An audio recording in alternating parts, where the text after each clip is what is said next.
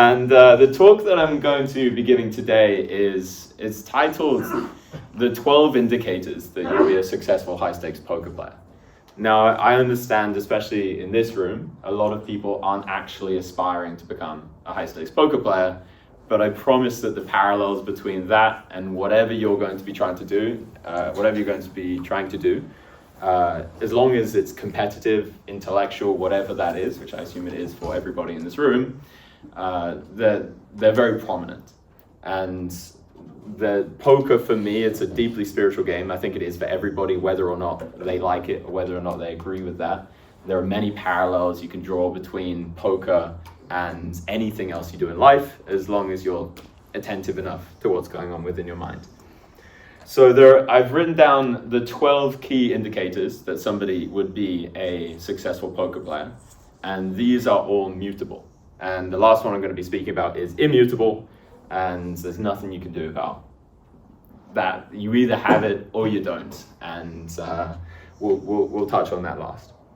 So the first one that I've written, and for this lecture, I'm experimenting, because in my other lectures, I usually put together a very brief PowerPoint and I have a little thing in the background. This, I'm kind of like preparation minimizing and seeing how that turns out, because I've noticed that when I've had a PowerPoint before, I've looked around and it's just kind of taken me out of my flow.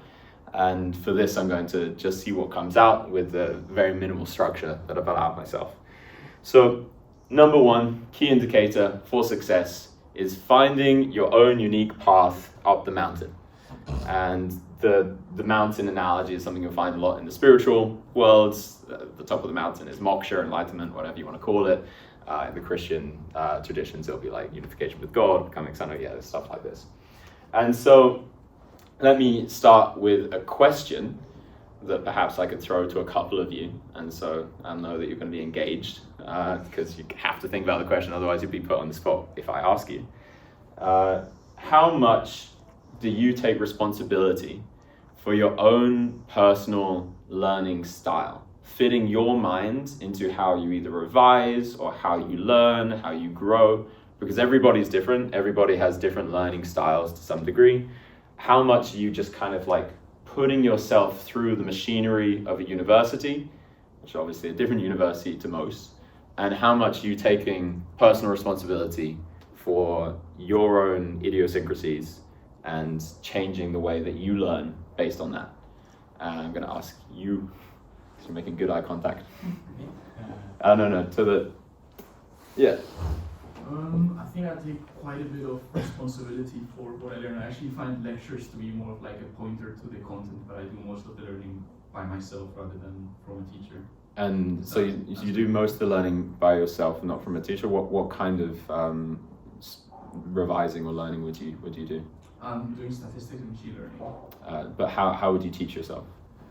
I just kind of like sit and read a concept, and I have to get pretty focused, and I find that difficult to do in a lecture because the teacher will be speaking and I want to like think about the concept he's covering. So I'd rather just be quiet and have like 5 minutes to think about it and make sure I get it before I move on to the next thing. And I can't do that in a lecture in real time. So I'm just going to repeat it just because people on YouTube won't know, but essentially you find it difficult to kind of play with the concept while somebody's teaching and speaking, but you want time to just kind of sit and ruminate on what that concept means to you and just kind of get a deeper understanding of it. And one more person, I'll ask you right at the end. I mean, like, I think, yeah, I also agree that sometimes lectures aren't the best way to, like, cover the content. I mean, like, I guess recordings are quite useful. I guess a little bit, some people might not like them, but like, yeah, just having to touch like pause and think about the thoughts, or like sometimes you're like, oh, actually, like this bit, I already kind of understand. Like, yes. So, how I would relate this to poker, firstly. I had a very unique learning style, and I was too arrogant at the beginning to think that other people shouldn't be learning the way that was best for me. And I've noticed this a lot with other teachers in schools throughout my entire schooling career. Somebody thought that they learned very well from just reading a textbook, and then they assumed that I would also learn well from reading a textbook. They learned well from writing things down, so they assumed if I wasn't writing things down, then I wasn't going to learn it. And I carried that arrogance with me. And so my style of learning has always been take as little inspiration from the world as possible and just dig into the thing that I'm trying to learn. And so, especially with games. So when I was learning poker, okay, I needed to understand very basic concepts like pre-flop ranges. I needed to understand what continuation betting was. And I learned very easy concepts and very like fundamental principles. But then as soon as I learned enough to be getting on with and putting into practice, then I decided I'm gonna play. And here's what my graph of success did because of that from your perspective. It probably went down a bit because I'm learning a new concept, I'm implementing it incorrectly. And then it goes up slower than other people's because if you learn from a teacher and you just do what they say, okay, you're gonna learn really, really quickly and their graph will be up like this. But then actually at the top, I feel like it was exponential. And the reason for that is that when I was playing, I was making so many more mistakes. I was punting so much, it's a Cambridge pun. I was punting so much harder than everybody else. But there was something that was happening each time I was doing that, which is I would make a mistake and I would feel that. I'm trying not to swear in this one because I realized I swore so much in the last one I did. I would feel that in my gut. I would, especially when it's poker, you feel so bad if you just lose a ton of money and then you start rationalizing, I could have done that, I could have bought that, what have I done? Especially when you play high stakes, it's mind-blowing. Imagine you're sitting there just being like, I just lost $100,000 and when you're playing, it's just money, it's just points. And then you get out and you're like, oh, I have a charity that's tough. Like, it's actually, that stings. And that style of learning for me, that trial and error, that I could have done better if I did this, that gave me a deeper understanding for a game. And that has actually worked really well for me in chess as well. I refuse to learn the openings, but I'm obsessed with chess at the moment. Because that, again, I'm making the mistakes in the openings of chess and I feel stupid when I get to like move 8 and I'm in a losing position already. I don't know how many of you play chess, but it's very fun. And for me that worked. And so I tried teaching other people like, okay, this is how we're gonna learn. And for some people that worked really well. I had a friend called Ben Heath. When he and I met, he was playing for $10 and now he's playing for he's won many, many millions at poker. And he just needed a kick in the right direction. He was playing by himself and not doing particularly well. But then I would just give him a concept, explain it to him in the way that I knew was good for him. And his brain, like he was sharper intellectually than I was. He would just dig into it. And eventually once he mastered it, he really mastered it. And so when I was teaching other people, I'd be like, okay, this is what we're going to do. It worked with Ben, it's going to work with you. And this is hopefully not going to come across badly, and hopefully it won't make people listening on YouTube sour, but actually a lot of people don't have the intellectual capacity to be able to do that.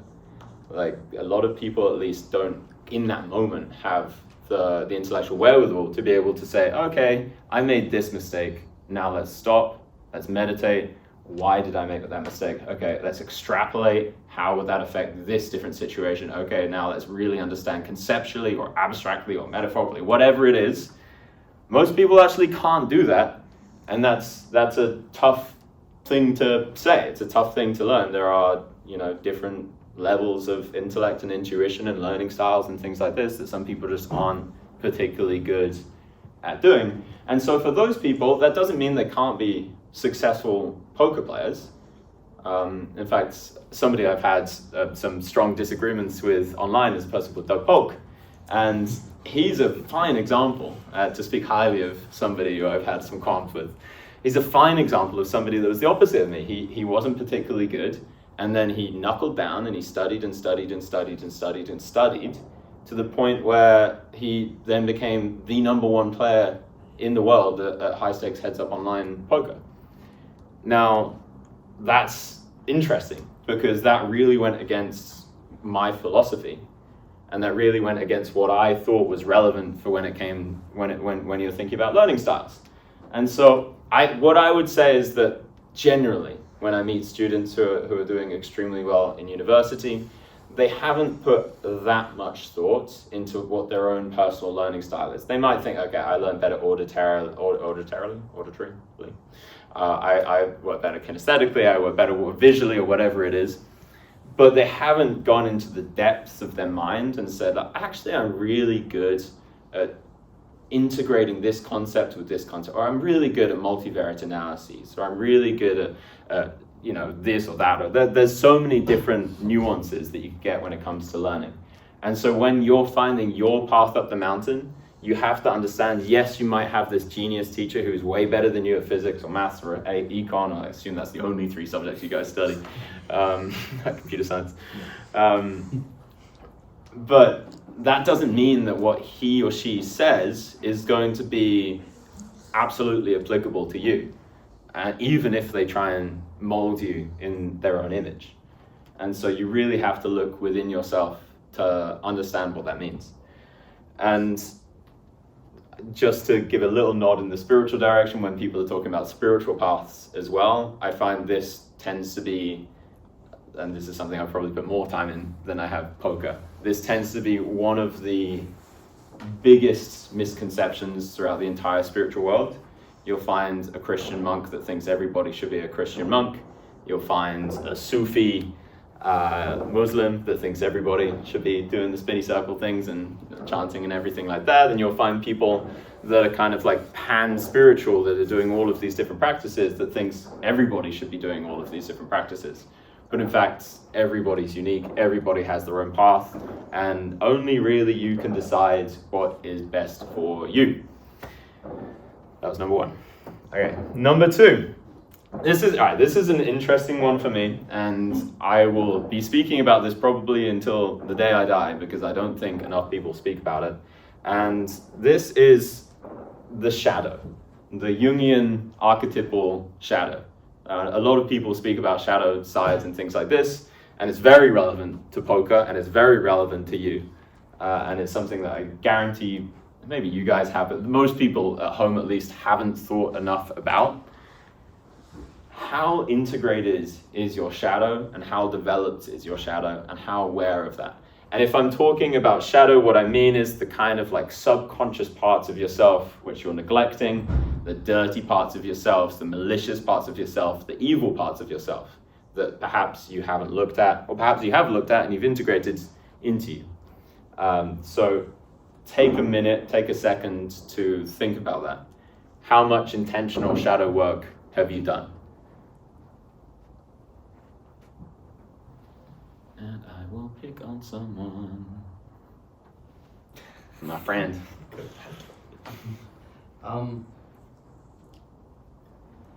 I think I take the time to do it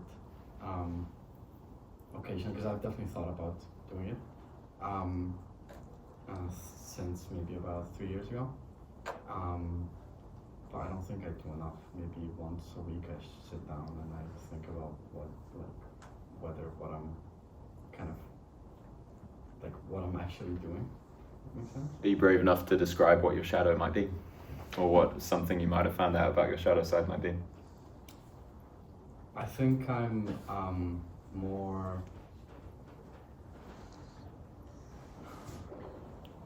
I think I'm more emotional in, like, my shadow's more emotional than I think I like to be, or I assume myself to be.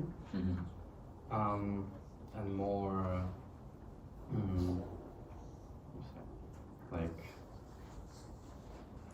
I think I tell myself that I do more than I actually do. You tell yourself you do more than you actually do? Yes. Mm-hmm. I'm going to ask one more person what their shadow side might be. I'm going to ask you there. Yeah. I do, I guess, reflect every so often. I think sometimes I get too competitive with other people, and even in cases where we can both succeed, I want them to fail. That's a very honest answer. I very much appreciate that. And that's I'm trying to obviously change that. So Yeah. I'm realizing that's a very bad aspect. Yeah, I wouldn't say bad, but it's an aspect which will cause your demise if it goes untampered, or if it goes untamed. So for people, if they didn't hear at home, I'm not sure how much the mic picks up, but you said that if there is a situation where even both of you could do well, you might sometimes wish that the other person might do badly, and that's very common, like envious or jealous or competitive, or there's a lot of reasons you can give for that. When we're talking about shadow work, you can go as deep as you want to go, and the common thing that people point at is how does somebody become a Nazi prison guard and enjoy it. It's like the classic thing that people point to for shadow works, like how did a normal builder or plumber or policeman become somebody that could end up doing something extremely destructive, malicious, and brutal, and not only do it but end up enjoying it. And this does relate to poker, and I'll tell you how. It's very obvious when somebody hasn't done shadow work because there just isn't much power coming from them. And so when you're sitting at the table with any of the high stakes crushers, like really, really high stakes crushers, you can have people that are kind of timid on the outside. You can have people that seem like they're a very nice and kind person, but when you sit down and you play them, there's something unmissable, that they turn into a beast. When they lock in, they turn into a beast. One example of this is a man called Patrick Leonard. If any of you know Pads, it's like a classic online player. But he's a lovely guy, like really one of the nicest people you'll ever meet. But when he's playing poker, he is ruthless, he is powerful. The way that he clicks his mouse, the way that he puts chips in the middle if he's playing live, it's very much just like, I'm doing this, I'm doing that. It's a power. And you can tell that, okay, maybe he hasn't done like the spiritual shadow work, but he's looked inside of himself and he's found that shadow, he's found that powerful side that wants to crush, that knows that he might be taking somebody's last pennies and has to be okay with that. Like this might be some of the person that you're playing against, might be their rent money for next month. In fact, I'm sure that I've won pots against people, which is one of the dark sides of poker, against people that have given their rent money and lost it. That's tough to know, but when you're doing anything inside of a kind of contained game, you have to just accept that those are the parameters that you've agreed to consensually. If you go to the stock markets, it's the same thing. If you're trading crypto, it's the same thing. If you're winning, somebody else is losing, and generally that can be somebody's last few pennies. And so you can actually tell, like genuinely just by looking at a person, how much develops their shadow is, and also how integrated it is. There's a whole, like some people call it pseudoscientific, there's a whole thing called physiognomy, which is kind of like the West's version of energy reading. It's a whole thing. One thing that's very interesting to Google search, if you get the time, is before and after photos of veterans. So people before they went to war and people after they went to war. And this is like 1 or 2 years apart. You would expect somebody over 1 or 2 years, their faces to change like a little bit. Okay, they developed a little bit. These people, very, very common patterns from A to B. Not only do their eyes darken, their lips get tighter and things like that because they've seen some stuff, but their jaws even develop. Like their actual jawline becomes a lot more prominent statistically than people that haven't gone through these very intense situations. And so you don't have to believe that. Go look into it if you're interested in that kind of stuff. But you can tell when you're at the poker table, when somebody has an aura, when somebody has a presence, when somebody's ready to crush you, then that is a scary person to play against. And you instantly give them respect. There's a very biological thing when somebody can kick your ass, or kick your ass at the poker table in this sense, you instantly don't mess with that guy. So hard not to swear. You instantly don't mess with the guy that can beat you up, because there's an evolutionary pull that says, okay, don't do that. A few 100,000 years ago, I would have got kicked out of the tribe, and this guy would have crushed my skull. So I'm not going to do that. And so this will apply to anything you do in life. You go for a job interview, you go hang out with your friends, you go meet somebody that you're interested in, a man or a woman that you're interested in romantically. They are going to take you more seriously if you have the capacity to hurt them, but not the will to hurt them. I mean, they might take you more seriously if you have the will as well, but if you have the capacity to hurt somebody, it's very important to then understand that capacity, develop that capacity, and then sheath the sword. That is the whole idea of development and integration of the shadow. And I would say, just to put a ribbon on that, if you want to be successful in poker, if you want to be successful in anything that you're doing, make sure that you understand your own shadow. Because if you don't understand it, it'll come out in ways you don't expect. And if you develop it, you'll succeed more in what you do. So this one will... It's a very pointed thing towards specifically Cambridge University students, and it's a very powerful intellect, but also a very powerful intuition. And I'm curious how you guys will line up with this. In fact, the question I'm going to ask is, do you have a good working definition of what an intuition is? And maybe related to your subject or to poker or something along those lines. And I will be pointing at two people.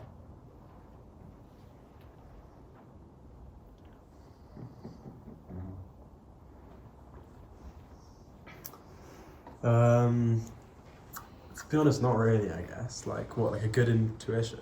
Mm-hmm. I feel like it's hard to describe what intuition is, in the way that it's just sort of, it's just,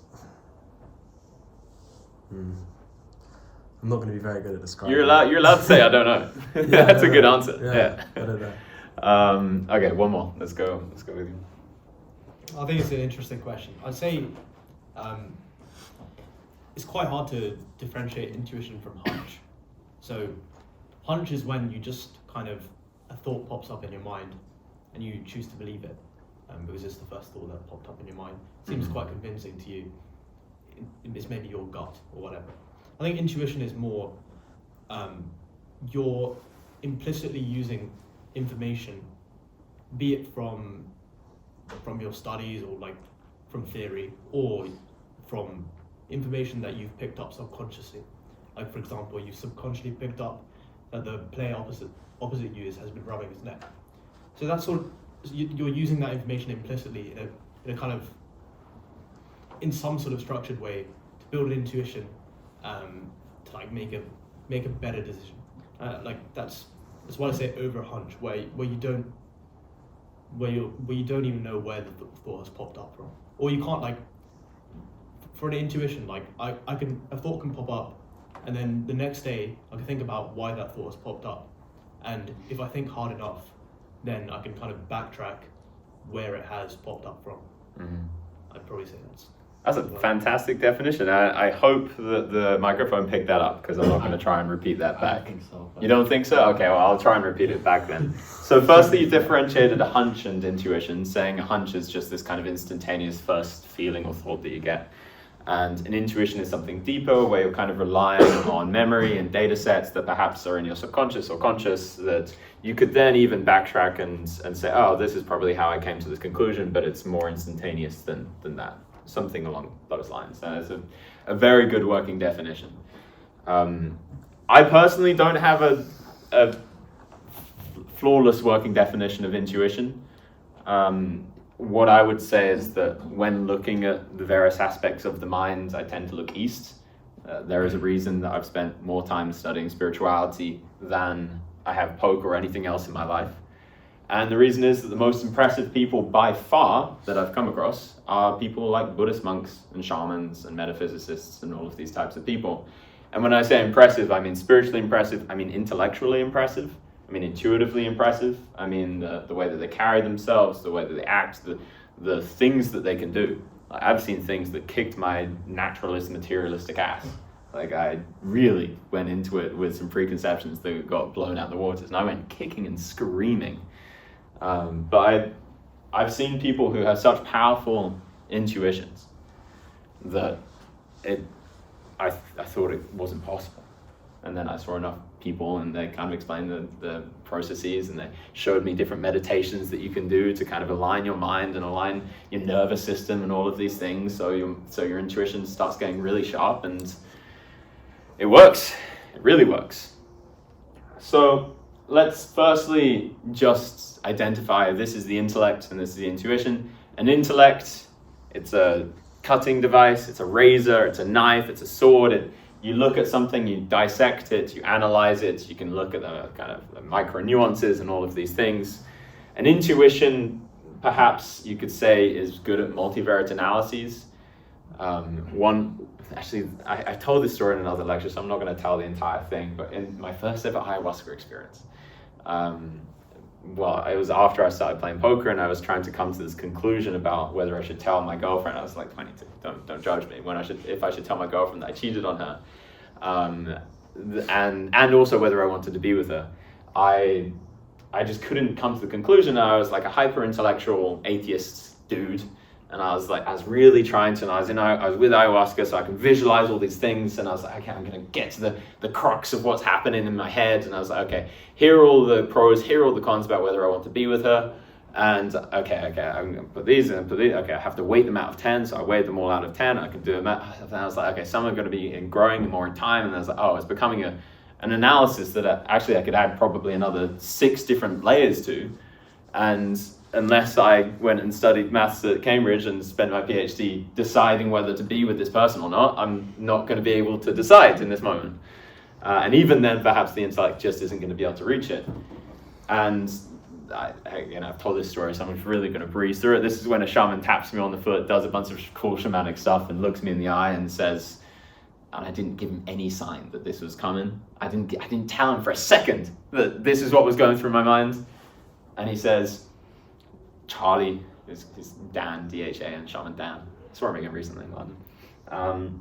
He says, Charlie, you're a very smart young man, but you are young. You must learn not to only think with your head, but think with your heart.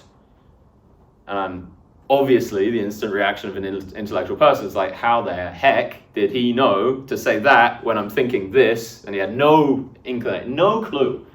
And all I could say was, what? That was so lame. And he walks away to go help somebody else. There's like 30 of us in the TV. And he looks over his shoulder and he goes, you know what I mean. And I was like, I do know. Somehow I know, I know exactly what he means. I don't know how he knows that I know what he means, but I know what he means. And then I went and I felt these decisions in my heart, and I realized, I could just visualize a world where I'm with my partner, and I could visualize a world where I'm not, and I could just feel which one I prefer. And that's how I made that decision, and then I decided, I should feel whether I should tell her that I cheated on her. And I was like, oh wow, I should actually tell her, that's crazy. And back then I was a liar, I was like a manipulative liar. And I told her, and she dumped me and broke my heart and all these things, but it was the right thing to do. And that was a multivariate analysis that was happening within my system, whether it was my heart, my mind, my brain, whatever you want to call it, synapses just firing off. Something was going on that told me that those are the decisions that I wanted to make. Now, I've studied this enough, I've meditated enough, and I've played enough poker to be able to look at the dance between the intellect and the intuition. I often look at it like the roots of a tree and the branches of a tree, the branches being the intuition, the roots being the intellect. You take down the information with the intuition, you ground it with the intellect, you allow yourself to find a moment of quietness and clarity. You look, okay, here's how I approach a poker situation. I'll get pokery for a second. Let's imagine I'm just going to come up with a random one. We 3-bet, let's say we open, king, queen off, on the cutoff, big blind defends, we're in a cash game, we make it 2.5 big blinds, big blind defends, there's 5.5 big blinds in the middle, the guy's an absolute beluga whale, terrible at poker, the flop comes, king, 7, 3, flush draw. Here are the things that go into my head. Okay, got a value hand, this guy's going to be too stationary. Okay, we've got to get value from king x, 7x, 3x, flush draws. Maybe we get value from ace high if we go small. Maybe we induce a check raise if we go big, but actually he's kind of a station and not somebody that decides to check raise these kind of boards. As if it was a GTO player, I'd end up going smaller probably, but against this guy, I probably just have to maximize. A bunch more thoughts just go into your heads, and these happen just kind of like this if you're a professional that's played millions of hands. And then what I'll do is I'll find half a second of quietness in my mind, and I'll make my mind as still as I can that I've learned through meditation, and I'll let the answer come to me, and then I'm done.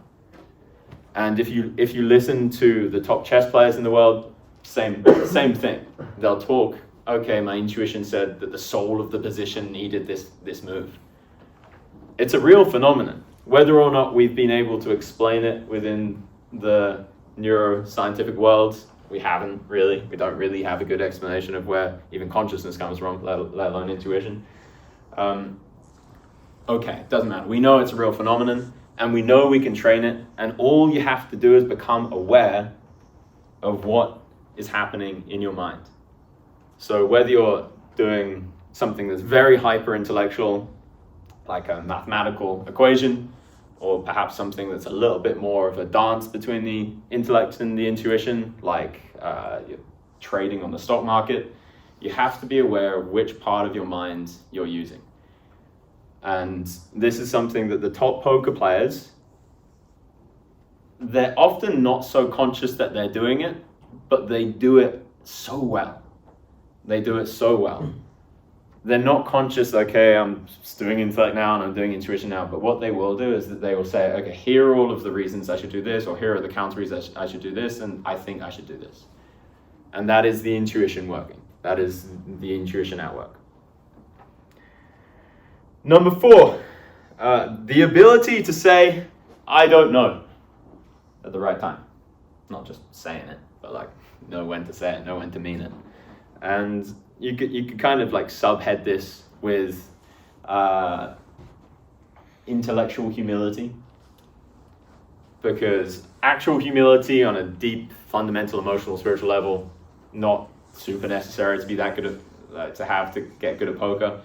Intellectual humility is something you can actually train, even if you're an asshole, even if you're a narcissist, like even a psychopath, somebody that can't emotionally admit that they've done something wrong, can actually still train themselves to say, okay, I don't know this, so I should probably learn this, or I should probably be uncertain to make that. And in poker, you're always dealing with incomplete information. And in fact, most things in life, you're dealing with incomplete information.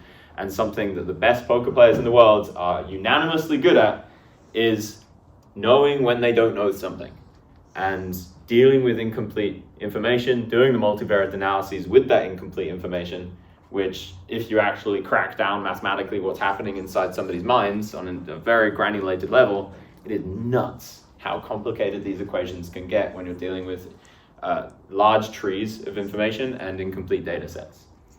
So let me just ask you very quickly, rate yourself out of 10, everybody. How intellectually humble are you?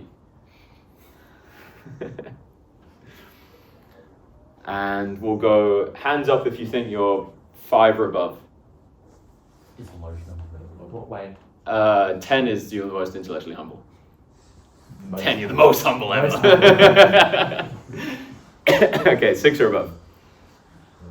7 or above. 8 or above. 9. Any 10s? It would be, I'd pick on you if you're a 10. It would be quite a funny thing to be like, I'm the best at being halfway. So, and you got, there were a couple of like very low scores. Which again is kind of ironic and self-defeating in a sense. Was anyone's 3 or lower? Nice. What's up, bro? Tell me about yourself. Yeah, just never really thought about intellectual humility ever, really. So I just do stuff, learn stuff. But if, let's say you're in a conversation with your friends, this will happen to everybody if you have even siblings, you know, anybody and parents. And you're like, I think X is true, and they're like, I think Y is true. And then they kind of prove that you're wrong. And there's always that guy or girl that's just like, they just can't admit it. They just can't admit that their presupposition or their first opinion was wrong. Are you that person? I don't know, like if there's actual proof that I'm wrong, then I'll, yeah, fine, admit I'm wrong. But if it's just like kind of like politics or something where it's hard to prove that you're wrong. Then you'll dig in. What about the 2 low scores over here? What are you guys like? Anybody? I think I'm much less intellectually humble than I need to be. I think like sometimes even when I feel like that I'm wrong, someone's explaining something to me and I feel like that I'm wrong, I'm still like, I feel like I just don't like being wrong. So I like, it's hard for me to accept that. But it's something I'm working on, so not too below, but I'm trying to be higher off on the scale. Yeah, I mean, to be working on it is already putting yourself head and shoulders above most people. And just so I can repeat the answer for people at home, you said that you find it hard to admit that you're wrong because you don't like being wrong, but you're trying to work on it. Yeah. And I get it. The feeling of being wrong, it sucks sometimes. For some people, it sucks all the time. And that is not a place that you want to be. If you're a place where you're digging your heels in, no matter, like, I have an ex. Let me tell you about my ex-girlfriend. No, I'm not going to get out of it in case somebody figures out who it is. But let's come up with a hypothetical person that definitely doesn't exist. That any conversation will become a battle if there's even a minuscule disagreement. If it's like, I think that we should do this today, and they're like, oh, I think this restaurant's kind of better. You're like, oh, I can kind of see that, but I don't know, I kind of prefer this. There's something that switched on in this hypothetical person that definitely doesn't exist heads that turns that into a war ground where there are now somebody's ego is trying to prove that this restaurant is better than that restaurant, and they'll fight tooth and nail to prove the point. And if you look under the words, it's not, they don't care about the restaurant, they're not that emotionally invested in the restaurant. They've obviously had some kind of trauma or some kind of difficulty with people telling them that they're wrong and shoving their point of view down their throat. They've had a defense mechanism, whatever you want to, I'm not going to psychoanalyze something, but something like that can happen. And something that poker players are fantastic at is, well, the top poker players tend to be fantastic at, not all of them, is being able to say, I thought, because let's imagine you play like 10,000 hands in a day. You've obviously made a lot of mistakes, and it's hard to play one poker hand without making a mistake, even if you're the best player in the world. Really, it's genuinely hard. And if you're playing 10,000 poker hands, you're going to be making thousands of mistakes. Every one of you will probably be making like 3 mistakes per hand that you play. And it's tough to know because there's no real authority to be able to tell you what was right or what was wrong, unless it's like a pre-flop shove or something along these lines where it's like mathematically solved. Even the GTO solvers, the wizards out there, the supercomputers, AI, whatever you want to call it, they'll tell you that X is true, but in fact you're playing against a human, so the game theory tree is just completely different, and so there's no authoritative figure to be able to tell you what's right and what's wrong.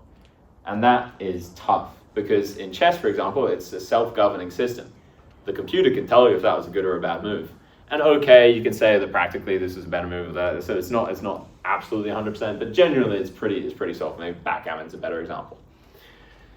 In poker, you just don't know because even if I were to tell you, I think you'd made a really dumb call on the river for 10x pot, shout out to the conversation we were having before, maybe I'm wrong, you know? And maybe, okay, they had the nuts this time, and it says against like a 90-year-old grandpa that hasn't bluffed since the 80s. You're like, oh, okay, you had it this time, but actually, I only need to be right just under 50% of the time for this to be profitable, so maybe I was just unlucky, and there's always an out. There's always a way to rationalize whether or not it was a good call, or whether or not it was a good play.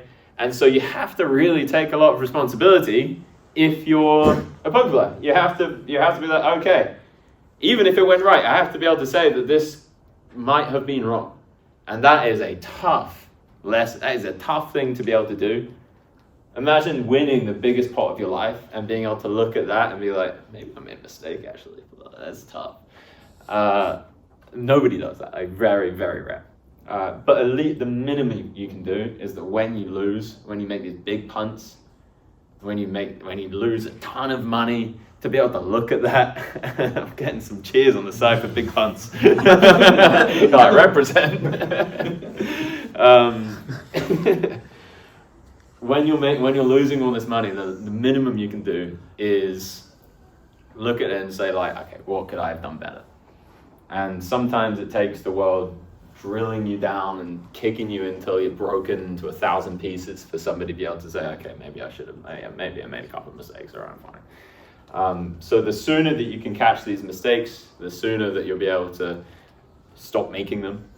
And so the more active that you are in your pursuit of intellectual humilities, then the more you'll profit in poker. And it doesn't take a Cambridge University student to be able to figure out the parallels between that and the other aspects of life. You can extrapolate that and say, okay, maybe if I'm intellectually humble, then I won't punt in my relationship, or I won't, or I'm not gonna turn up too arrogant to this job interview, or whatever it is. Intellectual humility is something that you need in life, and for me it's so sexy to find somebody that can just be like, oh, I actually don't know that. Even if it's just like, I don't know what word you just said, because most people just pretend they do. They'll be like, if you use a word that is outside the normal person's lexicon, the vast majority of people are just going to be like, yeah, and just hope that it doesn't come up in context that they have to then reply in a way that they know what the word means.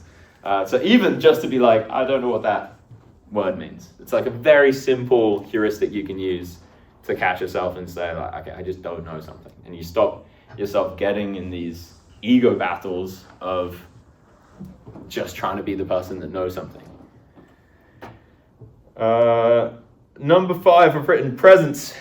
And how this ties into self-worth. And this kind of ties into the shadow stuff that I was talking about. But I played poker for 13 plus years now. I can tell you one of the most important things that you can have at a poker table is presence.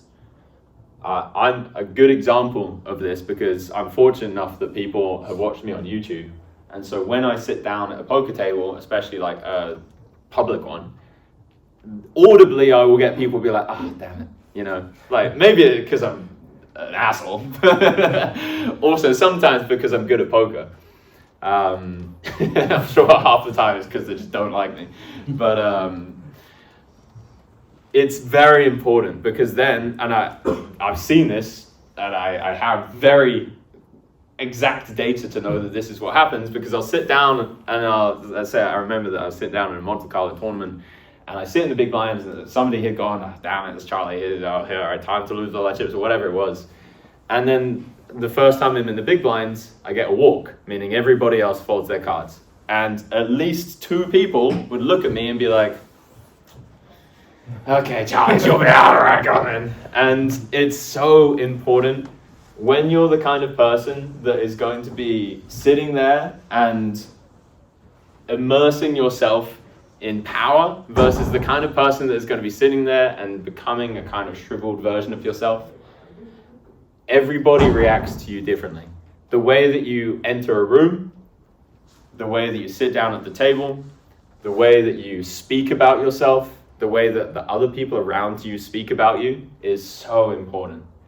And so you'll notice like the most successful politicians or the most successful people that are out in the public eye, they'll have people around them that perhaps, okay, they don't need to worship them, but they speak about them respectfully. And they'll speak about themselves respectfully. And you can be humble, you can be self-demeaning, you can be self-deprecating and all of these things. But there is an essence there of, I know who I am, I have my worth, I am a human being that is worth just as equal of worth as everybody else in this room. And so I'm going to respect myself and I'm going to treat myself. And if anybody tries to treat me less than that, I'm going to make it a thing. And same in poker. If you sit down and you have a powerful presence, if you sit there and say, this is who I am a good poker player. You don't have to think you're the best, but you just act like you're the best. You just become the best. There's a really good example I had at one of my retreats where I taught live tells. And there was this very, very, it was like a gentle giant kind of a guy. He was a poker player, and he was also a martial arts instructor. But when I was playing against poker, his body language was literally like this. And it just, as soon as you see that as a poker player, you want to bluff that guy. like you're just gonna try. You're just gonna try and take advantage of that guy because that's his energy. And I did a thing where I called upon him and we were outside in the garden. And I said, "Can you put me through one of your martial arts instructor things?" And it was it was an experience where people were kind of looking up to me as a teacher, and they were, I was a person with presence there. But as soon as we flipped the script and he was teaching me, I think it was Taekwondo, which I can't even pronounce, I could feel my energy shrinking because I was like, I don't know. All right, cool. I tried that, and instantly he's in control. Like he's gesticulating. He becomes a person with powerful presence. And I told him that is what we need at the poker table. So you can do that. This is a style of meditation you can do. Find the time where you feel powerful, sink that into your mind as an anchor, and then revisit that in a meditation before you go and play poker. So if you're somebody that feels really, really powerful when you're speaking to women, or feels really, really powerful when you're, let's say, when you're in an exam, or when you're in front of your parents, or if you're doing public speaking, or whatever it is, sink that into your mind and revisit it in a meditation. And before you go and play poker, or before you do something important, embody that, visualize yourself as that person and become that. And I guarantee the thing you're about to do, especially if it's poker, will become a lot easier. I meant to ask a question for that. Let's say, how powerful do you think your presence is? Not at the poker table, but in a social environment. You don't need to rate it out of 10, but I'll ask you to describe it. I'll ask you. So being the photographer, I usually like being in the background. Mm-hmm. And I think with a group of friends, it's very different to wanting a one-to-one situation. I think in a one-to-one situation, I don't think about my presence at all, because I really try to communicate one-to-one and be my true self. But in a group of friends, there are times where I feel like my voice is a bit dimmer than usual, and I would acknowledge that and try to change that sometimes. But I think overall, I am a bit on the lower than average side in a group, of being in a group of friends. Yeah. But you shine in some one-to-ones. Yeah, I enjoy one-to-ones much better. Yeah. And so just to repeat for the audience, you would say that you, because you're a photographer, sometimes you kind of melt to the background naturally. In some group situations, you shrivel, not completely, but just somewhat. And then in some one-to-ones, you shine. Something along those lines. So something you could do is imagining yourself when you're with the person you're most comfortable and confident with, and visualizing yourself as that person, and remembering you can be that person whenever you want, and just consciously bring that practice into your whenever you're going to go hang out with some friends or whatever it is. And this for poker is truly incredible. Like the ability to be able to walk in like you've already won a tournament.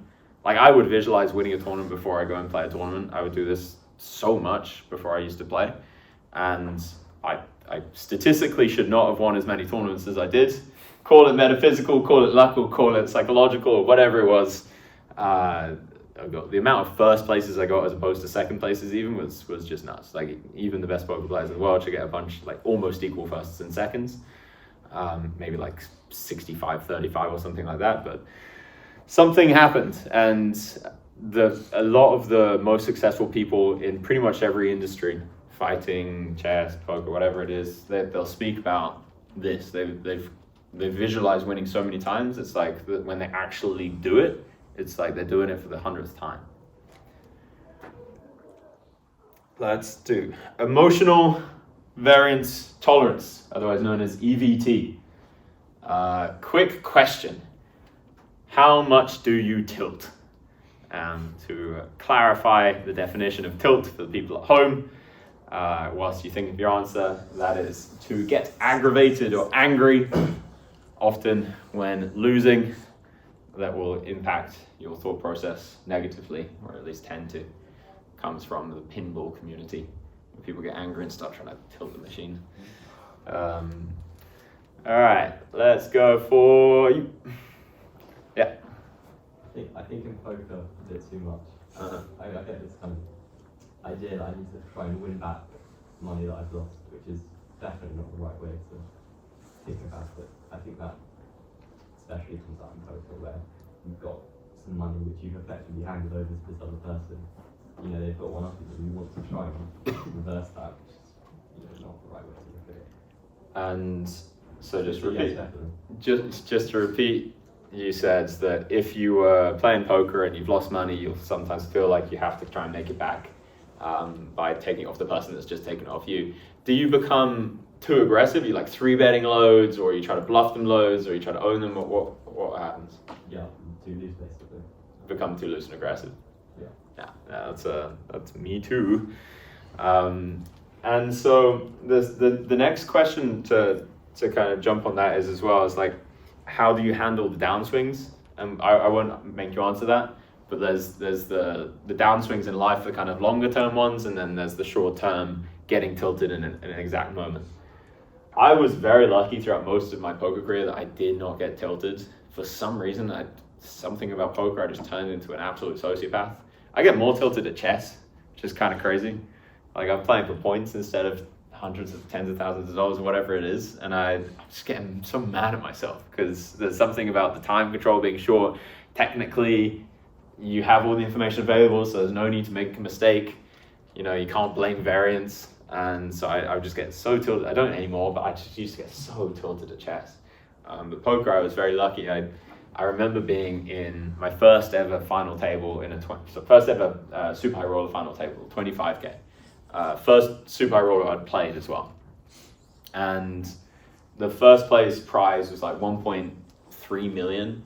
And I only had like 40% of myself, so it's like not all of it, but decent amount obviously. And I think my net worth was like 300 or 400K at the time. So it was like, it was big for me. And it was extremely big. Funny side note, there was a Russian guy that had all of the chips, the biggest whale you've ever met in your life.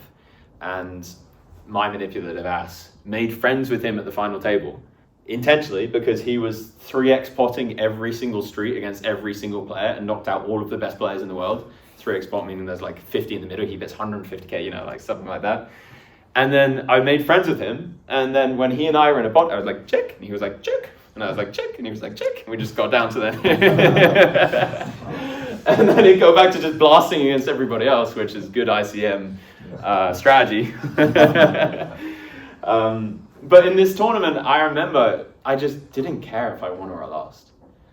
And I was very, very fortunate about that. And I'll speak about that specifically more on another point. But tilt gets the better of all of us. I used to say that I didn't tilt because I was so disconnected from my own emotions, and I just wasn't aware because I wasn't experiencing them viscerally.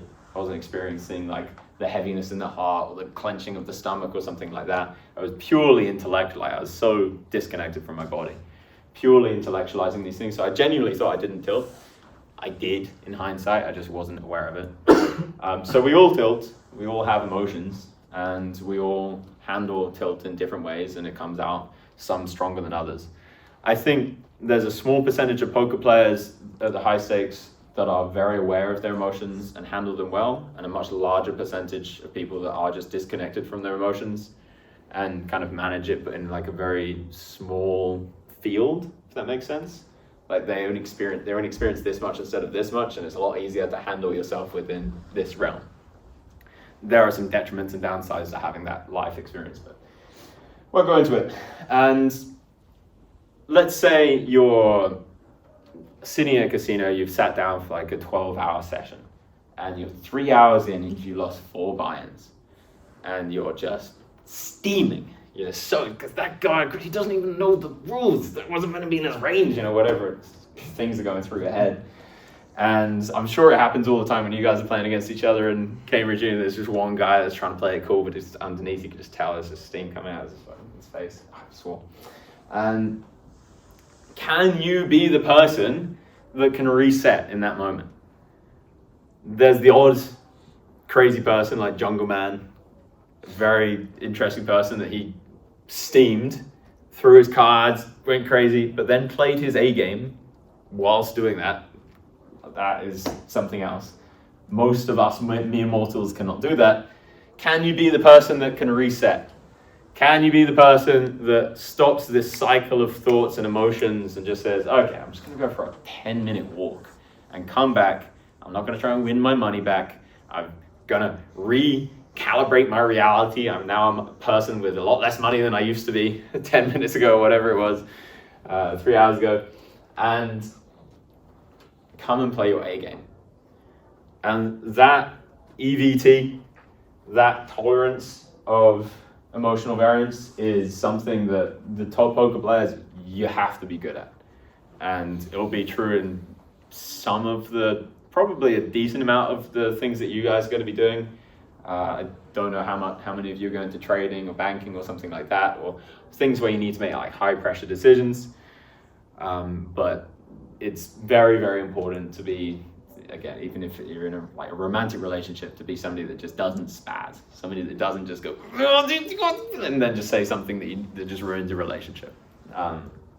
And you can proactively handle this. If you're somebody that sucks at tilting and you get tilted, you make loads of bad decisions, you lose more money, there's a light at the end of the tunnel. You can do meditation. That's the handy one. You can just sit and be aware of your emotions. Or even if you can't be bothered to do that, you could at least write down 4 principal rules that you're going to follow if you're tilted, or if you, let's say, if I lose a buy-in, I go for a 2-minute walk, or I take 10 deep breaths, or something like that. You could just come up with these kind of like arbitrary rules that just reset your nervous system, reset your mind. You don't even need to leave the table.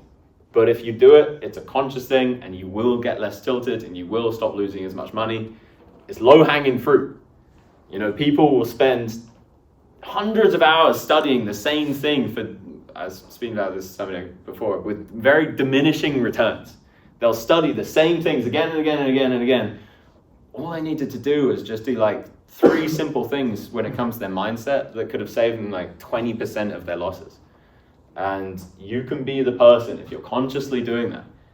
I wasn't that person for a very long time, and my graphs used to be like this. I'm having a winning session, and then I get really tired and tilted, and the drugs will stop working, and right at the end I'll lose like 80%. It's called the bridge graph. It's somebody that doesn't know when to stop. And you don't need to be that person. Learn from the mistakes that I made. Become a person that can handle the downswings in the short term, and also the person that doesn't get buried when they're on like a 2-month downswing. And again, this can be in other aspects of life. In fact, I actually just went through the hardest time of my life by a significant margin. I got black swans in like 3 different areas of my life. Like everything just went wrong all at once. And I didn't handle it as gracefully as I wanted to, because just everything went wrong. So it was really tough. But and it really did humble me, because I thought I was at least like, I do all this meditation, I can handle stuff, and then everything went wrong, and I was like, okay, let's ask somebody for help on that one. But can you be the kind of person that when you have all of these things crashing and burning around you, which will happen at some point in your life, that can just stop, recalibrate, reset, and build? And one of the most important things is to just have grit. You know, when something goes wrong, to just be like, all right, let's learn from that, and let's keep moving. Because I've seen it in poker and I've seen it in life, when people get so many things go wrong all at once, it just buries them, and they end up either quitting what they're doing, or leaving a business, or leaving a good relationship, or even ending their life. And it's like this can happen, and sometimes the variance just sucks, and you have to be kind of getting there before it happens and preparing your mind. It's kind of like a Buddhist thing, is like stuff's gonna happen, and you're the one that can take responsibility for that. Or you can go the Christian way and say, okay, I could pray to God and everything will be fine. That's also fine, but there's multiple ways of looking at it. 7, and this is kind of related, so I put them next to each other, which is handling high pressure situations. And I'll ask you all to rate yourself out of 10, 10 being the best. Let's imagine that, like, I'm just trying to work out if I get demonetized for saying this. Not demonetized, but taken off YouTube.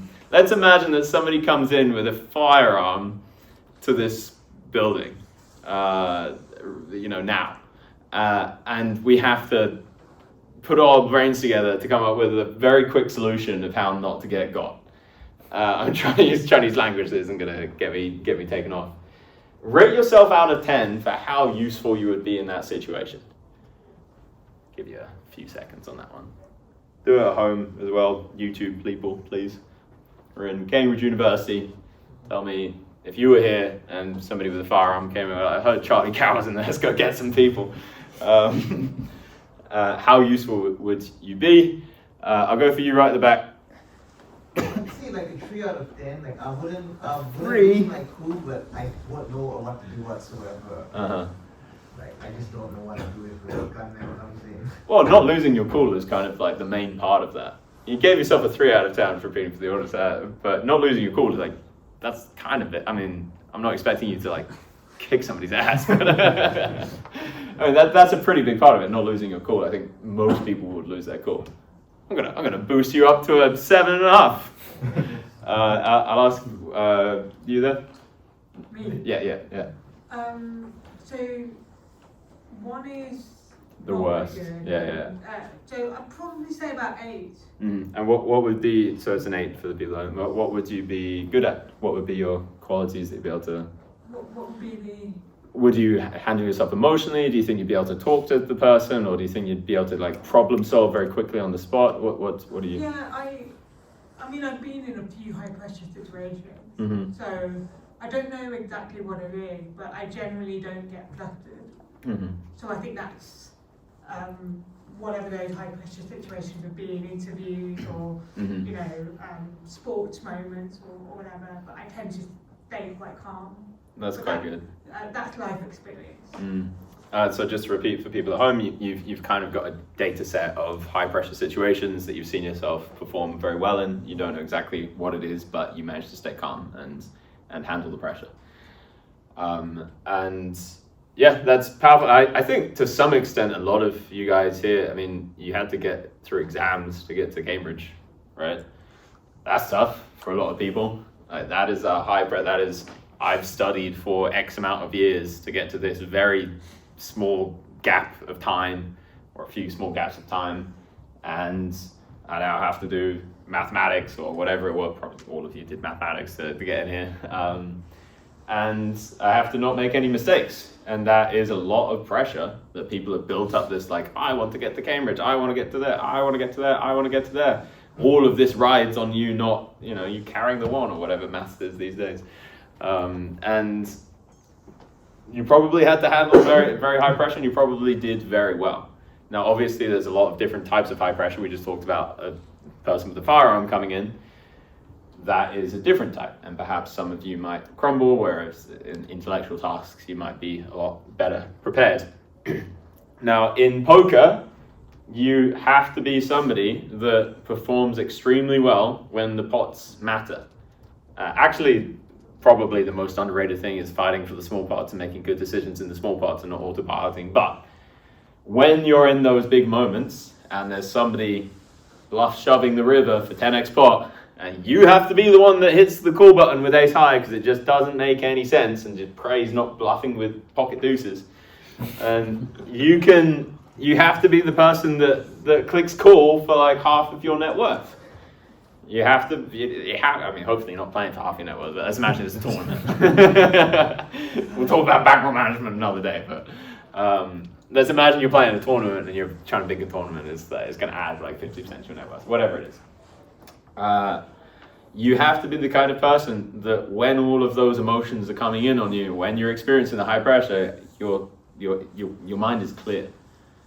There's actually a lot of very good meditations for this. I'm not going to go through meditation techniques because if you're interested, you'll find it yourself, and if you're not, then you're not going to listen. But there are ways to train your mind to be extremely attuned to acting well in these kind of moments. But in poker, it's extraordinarily important, and it's something that if you want to get better at, You can just kind of just do it by putting yourself in the situation again and again and again. You can do it by visualizing. This isn't really meditation, but it's kind of visual meditation. Visualizing high pressure moments. Like actually, some people with anxiety tend to do really well in some situations because they've replayed the situation of a gunman coming into the wherever they're at 1,000 times. So when it actually happens, I don't have data on this, but I've seen it in life in different situations. They're actually kind of cool. They're actually kind of fun. I've replayed this scenario in my head so many times that I actually know exactly what to do. So you could do this more consciously and less anxiously. You could say, okay, I know that I'm going to be going to a really important job interview, so I'm going to practice in my mirror saying exactly what I want to say with gravitas, with importance, with self-worth, or whatever you want to do. Or you could even just visualize yourself doing these things. And eventually, just through repetition, through exposure therapy, you get better at doing the thing. Number 8. So this is my speciality. I'd say if there's one thing in the world that I'm good at, it's this. And it's being able to put myself, or being able to put yourself in somebody else's shoes, and then getting in their mind, and in poker, getting on one level above them. And for some reason, throughout my childhood, actually I think the main cause of this is I got so bullied that I was getting my ass kicked every day. And the only way to not get my ass kicked was for me to figure out why they were thinking a certain way about me, and to try and get on the level above that and be like, okay, if they think I'm really weird and awkward and lame for doing that, maybe they think about that, maybe I could do that to get on that. And it was like a survival mechanism to stop myself from getting beaten up, essentially. And so I think I became like accidentally very manipulative, and then had to learn to not become manipulative because I was very good at putting myself in other people's shoes. And the way that then transferred to poker was just a chef's kiss. And shout out to the people that kicked my ass because they helped my bankroll a lot. And so in poker, there's this thing called levels or leveling wars or something along these lines. And I've forgotten the name of the guy. It was like before my time that he wrote a system as like Slavatsky or something like that.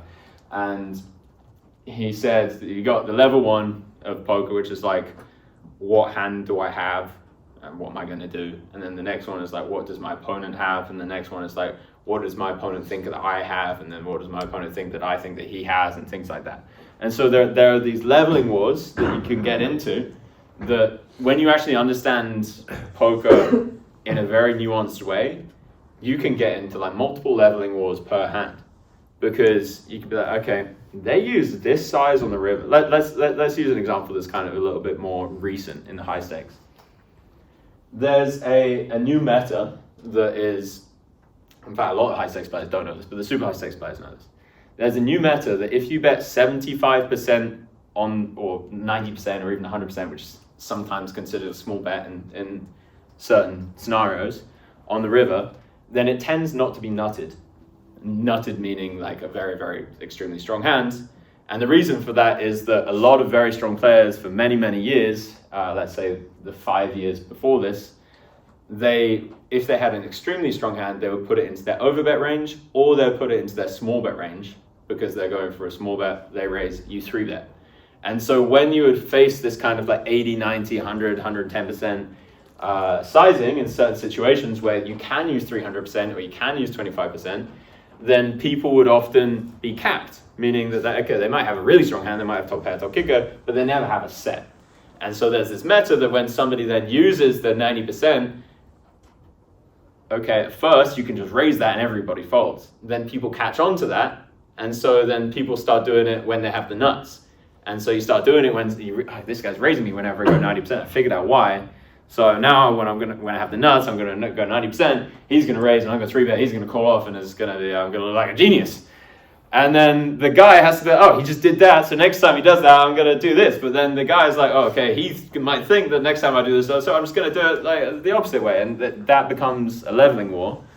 And in poker, you want to be doing that. You want to be, unless you're like a robot, a GTO player, and if you are, you probably don't want to be listening to anything I have to say.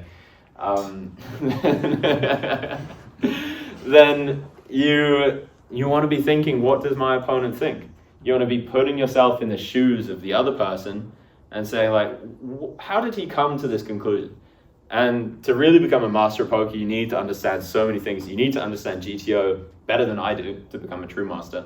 You need to understand MDA, which is mass data analysis, I don't know which one, which is a certain style of poker where people studied population tendencies and then started doing this very like boxed way of trying to then counter-exploit people's exploits, which crushed and probably still crushes, I don't know. And you need to understand the style of poker that I tend to play, which is a lot more intuitive, but just trying to achieve things by getting a level above people. If you want to become a true master, you need to understand all of this. You need to say, okay, this guy's an MDA player, so he's probably going to be doing this, so I need to be doing this. And this guy's a GTO player, so he's probably going to be thinking like this, so I need to be thinking like this. But if you can get yourself inside the shoes of the person you're speaking to and get on the level above, or the person you're dealing with in poker, and get on the level above, that is perfect. If you get on 2 levels above, you messed up, because now you're back to losing again. So it can only be one. And that's a really tough place to be, because sometimes you really just overestimate how smart or how thinking other people are, which again is like is a very harsh reality, but some people just don't think as much as you. And so when you're getting to the river and you're like, okay, so he's bet there, he probably thinks I'm blocking this, so I'm probably going to have to think about that. And the guy's just looking there, I got a pair of sixes, you know. It's like, you know, you're suddenly 12 levels above and you're flipping a coin about whether you're going to get it right against him or not. So you have to be able to put yourself in the shoes of somebody else and understand how they see reality. Now, this can obviously transfer into a lot of different ways. In poker, it's a very manipulative thing. Like, you have to be able to manipulate a person. Is actually one of the things that my spiritual teacher, I once asked her, like, what's the worst thing about me? Because I've done so much work with my shadow work and all these things, and her answer, I don't know if it's the worst thing about me, but her answer that she decided to say at that point was that you've actually started to become a little bit more manipulative again since you started playing poker. And it's because poker is a manipulative game. You have to be manipulating the person to do what you want.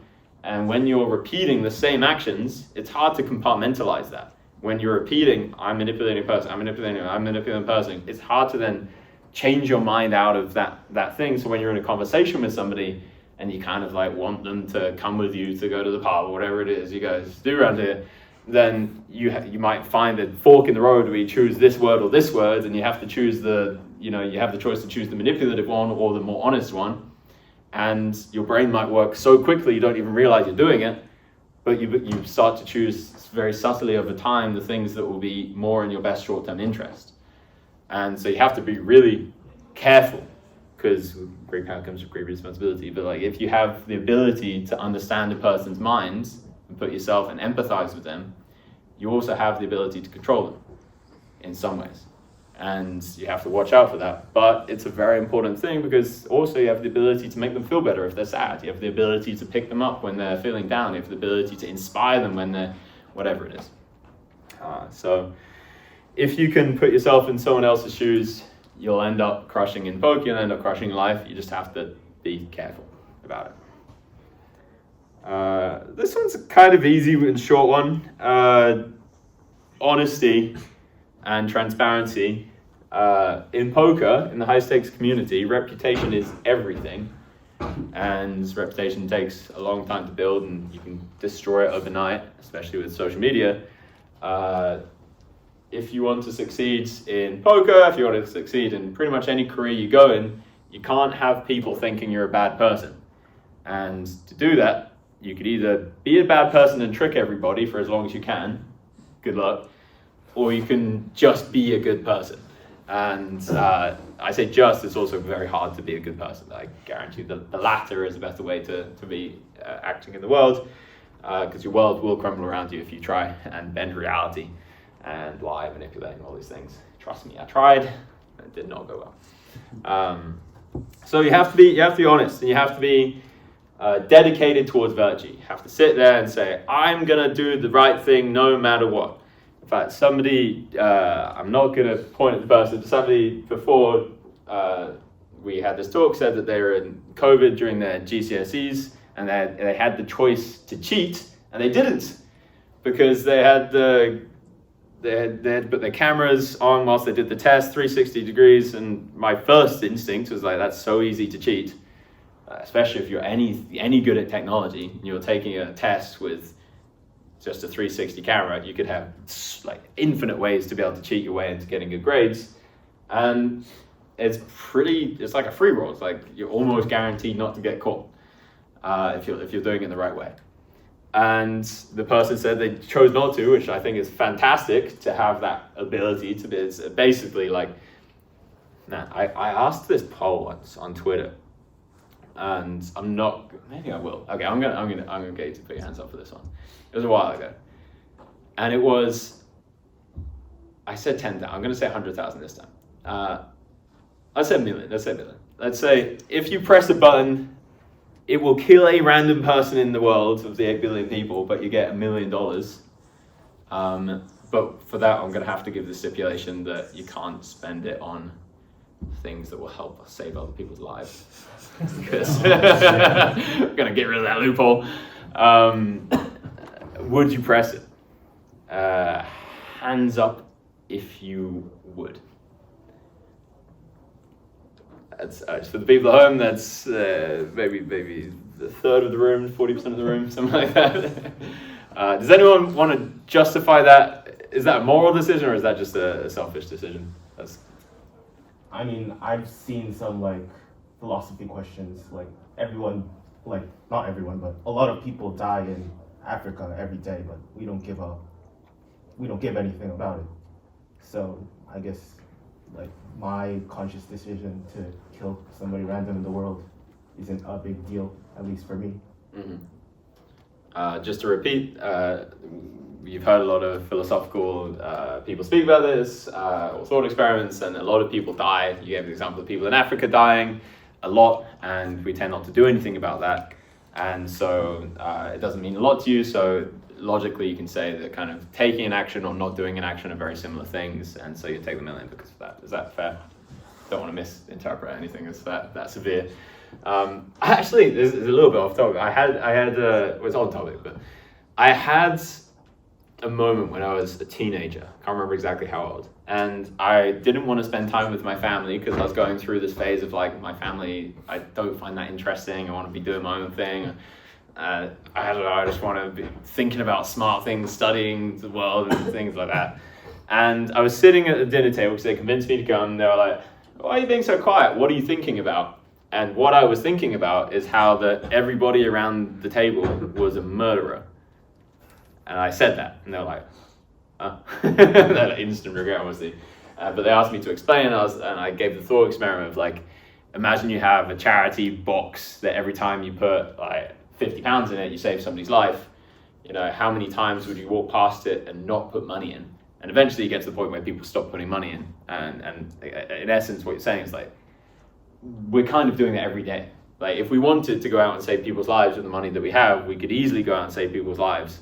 But we're choosing not to. We're choosing our own money or our own, you know, if we spend £200 every month on smoothies, whatever it is, instead of feeding people in Yemen. And so we're already consciously making that decision. So you're saying like, why not just make the thing?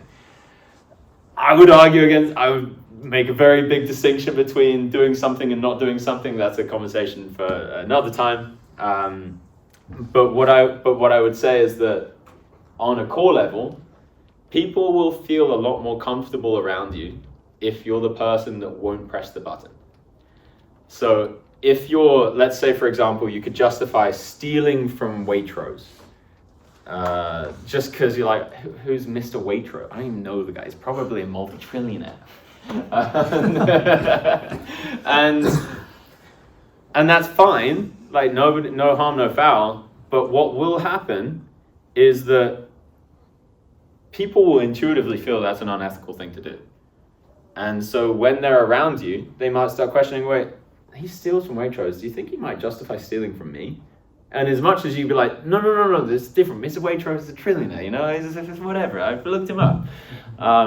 People are still going to have these kind of intuitions about you because the energy around you is that of deception or that of stealing. So you know, they're not going to want to leave their wallet or their wife around you or whatever it is. You know, they're going to want to hold on to these things a little bit tighter.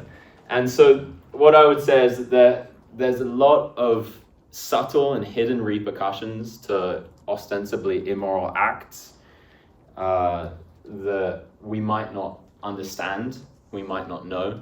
Like if you cheat on somebody, another example, if you cheat on somebody, nobody ever finds out, what's the harm? Well, maybe your partner's going to have like a feeling for the next 10 years that you're being dishonest about something. And maybe that drastically impacts your relationship just because their gut feeling, their intuition says that something's off. So in the poker world and in your careers, having a good reputation is everything. It'll open doors. It will make things a lot more balanced, a lot more fair. People will trust you. People will go to you for advice. People will want to be your friend, or the right people will want to be your friend. You'll attract other people with good reputations. You'll attract other honest people. So over time, if you build a business or you build a poker society, nobody's going to come in with the things that tell you who's going to win the hands or whatever it is, because you're just going to be attracting people that are on the same wavelength as you, because they're going to recognize, game recognizes game, honesty recognizes honesty, and good reputation recognizes good reputation. In the poker world, it's everything. If you have a good reputation, you can go to a private game and people are going to know that you're not going to cheat them. You're going to get more invitations. It's a very easy monetary response that you can see is good to have. That's crazy how many people would kill someone. That's nuts, you guys. you guys are wild. So to try and go a little bit off that, I've written this one, which is networking, character development, and seizing opportunity. And so the networking side is pretty obvious. It's very handy to be able to meet a person. And for that, there's this thing that often in English society we're not so good at doing. But if you go to like Turkish society, or you go to some Chinese society, or you go to like some Russian societies, there's this instant thing where two business people will meet and they'll be trying to sum up if they can make good business together. They'll be like, I can do this and this and this and this, and the other person will be like, oh, I can do this and this and this and this, and then instantly there's this thing like, okay, can we get in a deal together? Can we make good business? Can we make money together? I found in England people don't do that, apart from I've spent time with like politicians and aristocracy that tend to be on that wavelength as well. But that general attitude, I don't like the whole like sniffling around people to try and see what you can get out of them, but just being open to opportunity. Seeing that, okay, this person actually really valued, like I'll give an example. I was not like this at all. I never went to private games, I never tried, but I did get invited sometimes, which is kind of strange because I was a very good poker player and people tend not to invite very good poker players to very high stakes private games. One of them I was cheated in, so that adds up. The others, because they liked me and because they saw me on TV or whatever, they wanted to play against me. And there's this one guy, and rest in peace, Norman. I'll tell you a brief story of how he and I met. I was sitting in the Victoria Casino playing 5-10, 9-handed, and sitting with like 5K in front of me. It was a normal 5-10 day. And for the first time in my career, I think the last, in a public casino, somebody pulls up a chair to make a 10th chair at the table, or 11th if you could deal. And I was like, excuse me. What? My friend's like, well, the guy sitting next to me, my peer, was like, don't, wait, this is good. Trust me, this is good. And so in comes Norman, where there's this old gentleman, like 70 or something, the most charismatic person I've ever met in my life. And his friend, Max Stryker, shout out, who I'm still friends with, he's walking with Norman, carrying a bag. And this bag has money in it. And so this is how Norman is buying in. He has his friend with a bag of money. And so I don't know how much is in the bag. Look, it's 50s. You're like, okay, it's a lot of money. I walk off to the cash desk, quietly. And I'm like, can I have 50K? And so I come back, it's an uncapped 510. So I come back, sit down with 50K, and Norman's brought like 33K. It's not even an exact number, it's just he's got a bag of money. He just has money in it. And so he sits down on my left, just not nice. Actually, it might be on my right. I don't know, I can't remember. Anyway, it's basically me versus Norman for the next 3 hours because everyone else is sitting there with like 2K. So I'll be like, raise to 50, and he'll be like, raise to 1,000. Oh, you know, it'll just be us. There'll be like 3 people all in, and we'll still be like bluff raising the turn. I think I ended up somehow only losing like a few thousands in this. Like I should have either won loads or lost loads, but I just had the time of my life with this guy. And he then invited me to a private game in Marbella where it was me and 7 whales. Just everyone sucked at poker apart from me. And they didn't care that I was playing my A game as well, because Norman, the ridiculously wealthy guy that owns so many things in London that's crazy. Sat in a restaurant with him once, just went in quietly, and halfway through the meal, somebody goes, "Mr. Norman, nice to see you. Just so you know, this is on the house." And I was like, "Oh." Yeah, all right, cool. I grew up on a council estate. And what I'm getting at is he saw something in me that he wanted to give me the world, and I was so unaware and so like almost embarrassed to ask for anything or want to take advantage of anyone or want to be that snivelly person that I never did it. I never took advantage of him. I think I ended up losing a ton of money against him in poker somehow, which he loved. But actually looking back, he was ready to give me something. He was ready to help me in business. He was ready to help me in the world. He succeeded in a lot of ways, and I just wasn't in that mindset to succeed. I was just a poker player. And so there will be a number of times where you meet people that want to help you or want to build, or they can give you something and you just want to switch that on and be like, I can be the person that turns this situation into an opportunity. Whether it's going to be a promotion or a jump to a different job or start a business together or whatever it is, you want to be somebody that's good at networking. You want to be somebody that builds their character so you become a more likable person, so you become somebody that people want to be around, so you become a person that's going to kill a guy from the doors. No, you do whatever you want.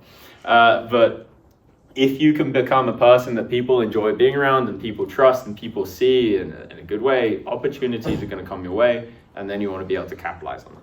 I wanted to add that one in there. It's kind of like aside to poker, because I went through poker just being a poker player, and only recently I found private games, and I'm just like, what have I been doing my entire career? I've been playing against the best players in the world intentionally. I could have just been playing against this guy. He doesn't know the rules. What have I been doing? So if you want to go, and I know you guys like to play some games in here. Yeah. If you want to be looking to expand that and find other people and go networking, you know, there's room for it if you want to be a little bit sharky. The next one I've written, just one word, which is purpose. I'm going to go really quickly past the end there in the grey hoodie. What purpose drives you in life? Good luck. He doesn't know. That's a good answer. That's good. Yeah. As I've written, that saying don't know is a good thing. Congratulations, you passed. Hands up, does anyone have a big driving purpose in life? We got one. A man who has the same hairstyle I had whilst I was crushing at poker. Nice. Let's ask you. Your hand went up very quickly, so let's see yours. I've got some causes I really care about. So you've got some causes that you care about. What are the causes? I don't know what to say, but they're things that I care a lot about. I think Jonas knows what they are. Yeah, that's something that drives me forward. Things like affect how I want to live my life. I've got things I know I want to advance in the world. Okay. So causes, you don't necessarily have to say what they are, but things you want to advance in the world. I'm going to assume they're philanthropic and not nefarious. Yeah. Fantastic. That's good. Why wouldn't you want to say what they are? They're slightly controversial. Oh, I definitely want to hear it. I won't dox you. We'll call you Brian and meld your voice. Maybe tell me afterwards. Yeah, that sounds cool. A couple of other hands went up, I think yours did. Yeah. Yeah. It sounds pretty shallow, but I just want to live to enjoy myself, enjoy the time that I have here.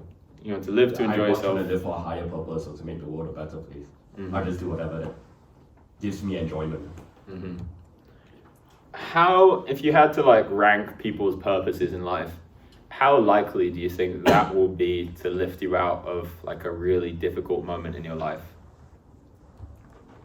as a purpose? Well,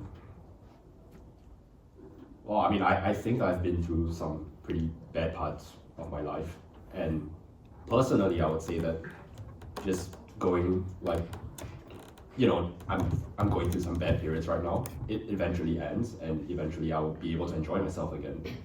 I think that helps get me through, but it clearly doesn't work for everyone, right? Otherwise, we wouldn't have anyone like killing themselves or etc. etc. So, to follow up, if you were to say like, if you were to compare the purpose of short-term pleasures as a comparison to something that kind of supersedes the emotional state of yourself, how do you think other people, let's say not just yourself, if they're in a deep depression, would be able to drag themselves out of bed to continue doing what they feel like they have to be doing? Given that it's kind of a self-defeating thing, where if you're feeling bad, if you're aiming to feel good, it feels like it's kind of like a long distance away. Yeah, I mean, I feel that other people who can seek a greater level of meaning or purpose in their life, they can probably use that as a tool or motivator much more effectively than what my ultimate fulfillment in life is. And I really envy them for that. But for me personally, this is just speaking from personal experience. I've never felt like, oh, you know, I'm in this huge slump right now. I want to work towards a bigger goal, right? My motivation just comes from, I'm in a slump. I'm not going to be in a slump forever. So there's no point I can be upset about it in a moment. I can whine about it in a moment, but there's no point being upset about it over a prolonged period of time. But like I mentioned earlier, that doesn't work for everyone. And you know, there are more healthy ways to process the periods that, you know, you're feeling really bad about yourself. I will repeat that back just quickly for people. So generally you say that it might work better for other people if they have like a higher purpose, higher meaning. Yeah. You've never found that, and for you it seems to work pretty well that you have you know, just the mental capacity to be able to rationalize things will get better, so why not just make them better now, kind of something along those lines. Does anybody have like a spiritual higher purpose or something along those lines? None. Love that. One. Hi, let's hear it. So what's the question? Do I need to explain it? If you don't mind. I'd rather not. Oh, okay. So we have one spiritual higher purpose that doesn't want to be explained. I would say, and this is going to, I guess, be more controversial than I thought, to have a higher purpose that drives you no matter the ups and downs of life is a better motivation and a more rational motivation and a more effective motivation than having none.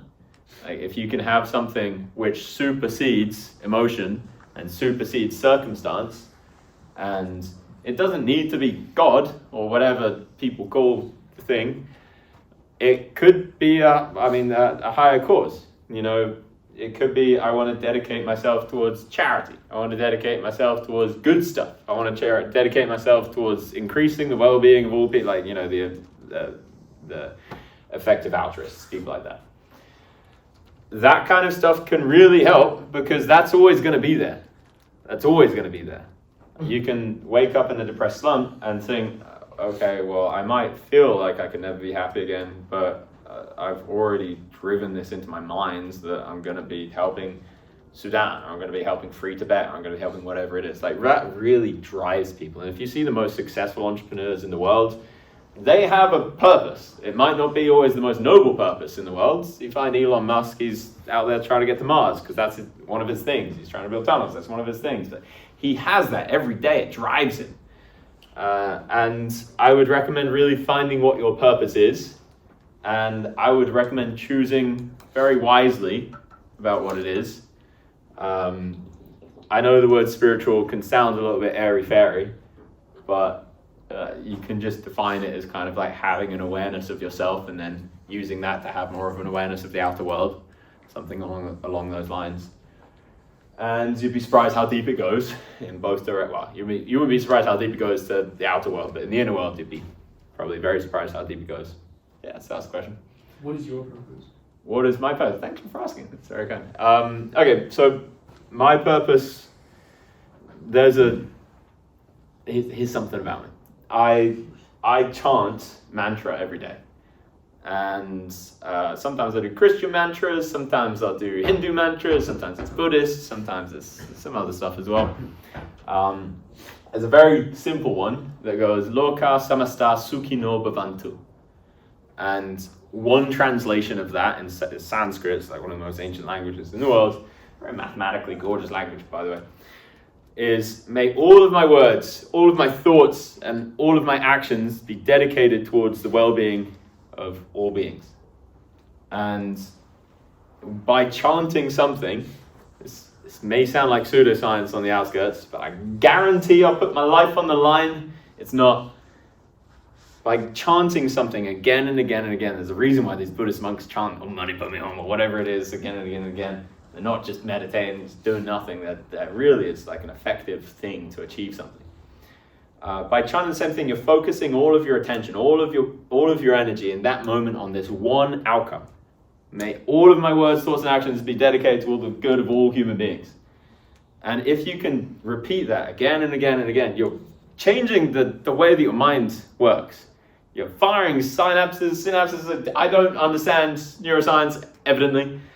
But you're doing something that when you're then in that moment having a conversation with a person and you get to decide whether to be manipulative or kind, or you get to decide whether to be generous or scroungy, you'll end up more often going towards the virtuous side of things. And for me, this isn't like, oh, I'm so good and I like to do good stuff in the world. This is hardcore imperialistic exploration of the universe. I think it's in everybody's best interest to be the best versions of themselves that they can. I think the notion of being selfish is stupid. I don't think it exists. I think that the most selfish thing to do is to be ultimately selfless. I think they're the same thing. And people get stuck in short-term selfishness, thinking that they know what's best for them by saying, I'm going to manipulate this person and steal more money. I'm going to take advantage of this person for my desires, and they get that dopamine hit, they get that hedonistic pleasure or whatever it is, and then their life ultimately ends up worse. It's tough to rationalize that unless you believe in reincarnation and karma, but anyway, it's there even if you don't. And the way that I and many much smarter people than me, I've lived my life, and then the way they've lived their life is to maximize the well-being for all beings. And there's kind of a Hindu and a Buddhist idea as well of this kind of oneness, Advaita Vedanta. It's like this idea that everything is one. This is like really going off the beaten path, I hope you don't mind for a second, but like, you know the thing you get if you blast yourself with psychedelic drugs? It's the same thing you get if you go deep into meditation, the sense of like, whoa, we're all one, man. Except on psychedelics, it is like, whoa, what the heck is this? And in meditation, it's like, yeah, I know, I've worked 6 years to get to this point, so that makes sense. And that feeling of oneness is essentially just a lack of identity. It's a lack of saying like, okay, some people think that the body is them. Some people think the mind is them. Then you go to different layers of what is them, and eventually you become that everything is you, and then you even get to further than that, which is what Buddha got. It's like nothing is there. Anyway, there's a whole thing. And imagine you have that experience, whether it is real or not. Imagine that is your experience, that everything is one, which is, again, is something you can and would achieve if you went through deep meditation or if you took the right psychedelic mix. Suddenly, hurting that person is hurting yourself. So you see yourself not as above and not as below. You see everything is equal.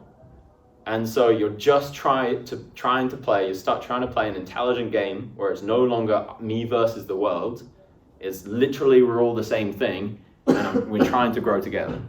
And the way that actually manifests is you have to spend a lot of time thinking about you. You have to spend a lot of time working on yourself. You have to spend a lot of time becoming a better version of yourself, becoming more articulate, becoming better at whatever it is, becoming more kind, becoming less manipulated, becoming less naive, things like that. One of the hardest lessons I've had is like, I can be like, oh, I want to be kind all the time, but then I end up just getting taken advantage of by like 30 different people, and that, that's something that, again, is like you have to work on. So, to put a ribbon on that, I would very strongly say that if you want to lead the most adventurous and fun and exciting and gorgeous and colorful life, you put everybody on an equal playing field, including yourself, and you dedicate yourself towards a very high purpose and aim as high as you can. Because I've tried both. I've tried living completely isolated, completely just to myself. I was a nihilist before I knew what nihilism was. I was an atheist before I knew what atheism was. I was a naturalist, a materialist before I knew what these words meant. And I lived for myself, and I took advantage of people in the short term, and I got what I wanted from them. And honestly, I'm still paying, even though it was many, many years ago, I'm still paying the repercussions. Stuff's coming back to bite me in the ass of things that I did 12 years ago. Or even just like the guilt that I've now experienced after I've opened up my emotions of something that I did, will sometimes just come up and like, oh, damn, like I really messed up that person. And so I would just say, like, if you have purpose, again, it doesn't need to be this airy-fairy spiritual stuff. I went a little bit off piece there. Find it. You'll be able to get up and play poker. You'll be able to get up and revise. You're at a young point in your life, and perhaps you haven't had all of the challenges that life is going to be giving you. Perhaps some of you have had a lot of them. Never want to assume, but things can get really, really tough. And especially if you go down the open yourself up emotionally route. One of the most common things, not just in poker, but in dudes in general, is emotional closedness. It's the stiff upper lip of England is a very cultural thing. Actually, all right. Actually, this is okay. I was actually going to ask something completely different. I looked down, and number 12 is the word detachment. So this isn't the detachment that I mean, but I'm going to ask this question now.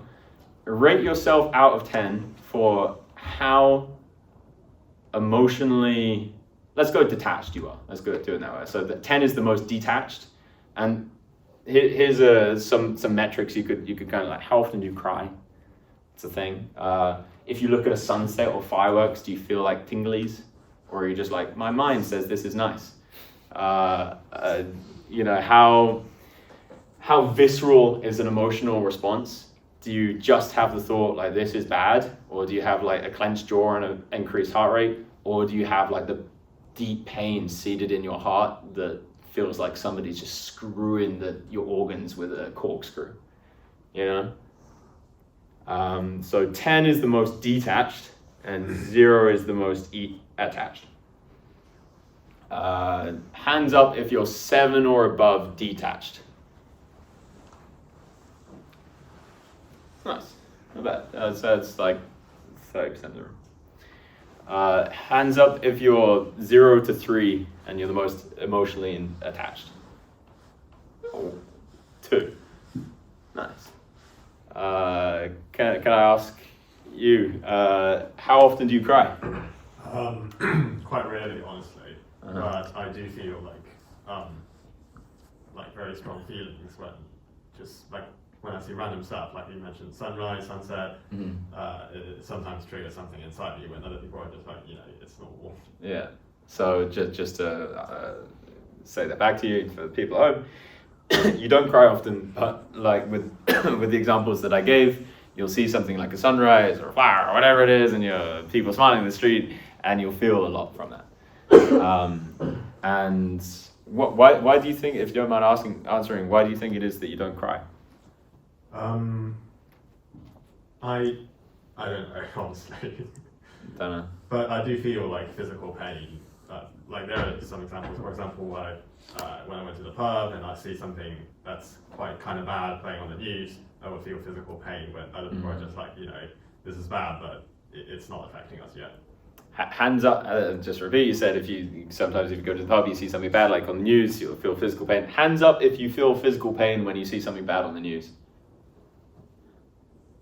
three of us here. And it's quite interesting that actually a lot of people don't know that the other side of the spectrum exists.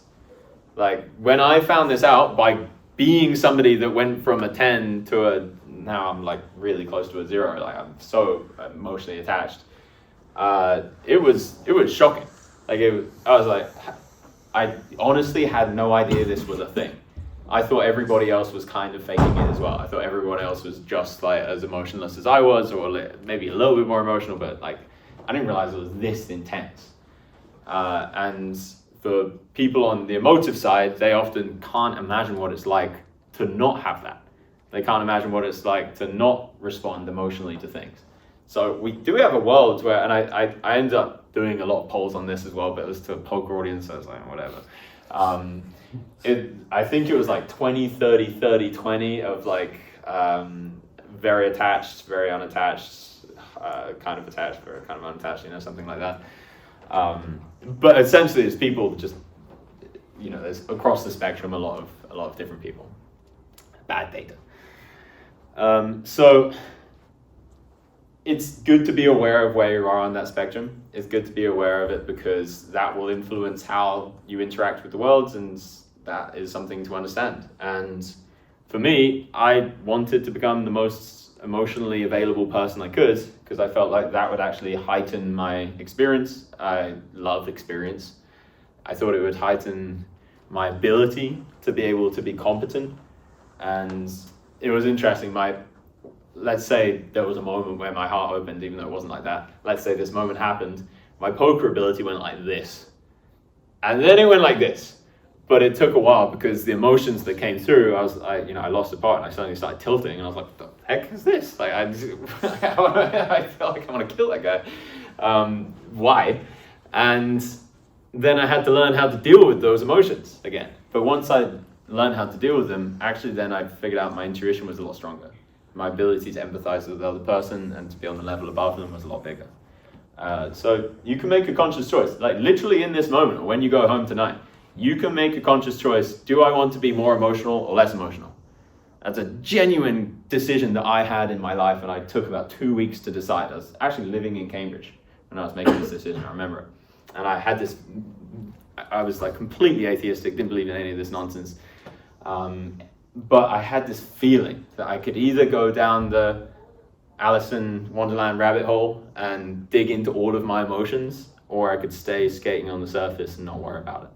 And I took 2 weeks to decide it. Again, I didn't believe in any of this stuff, but I just trusted my gut that this was real.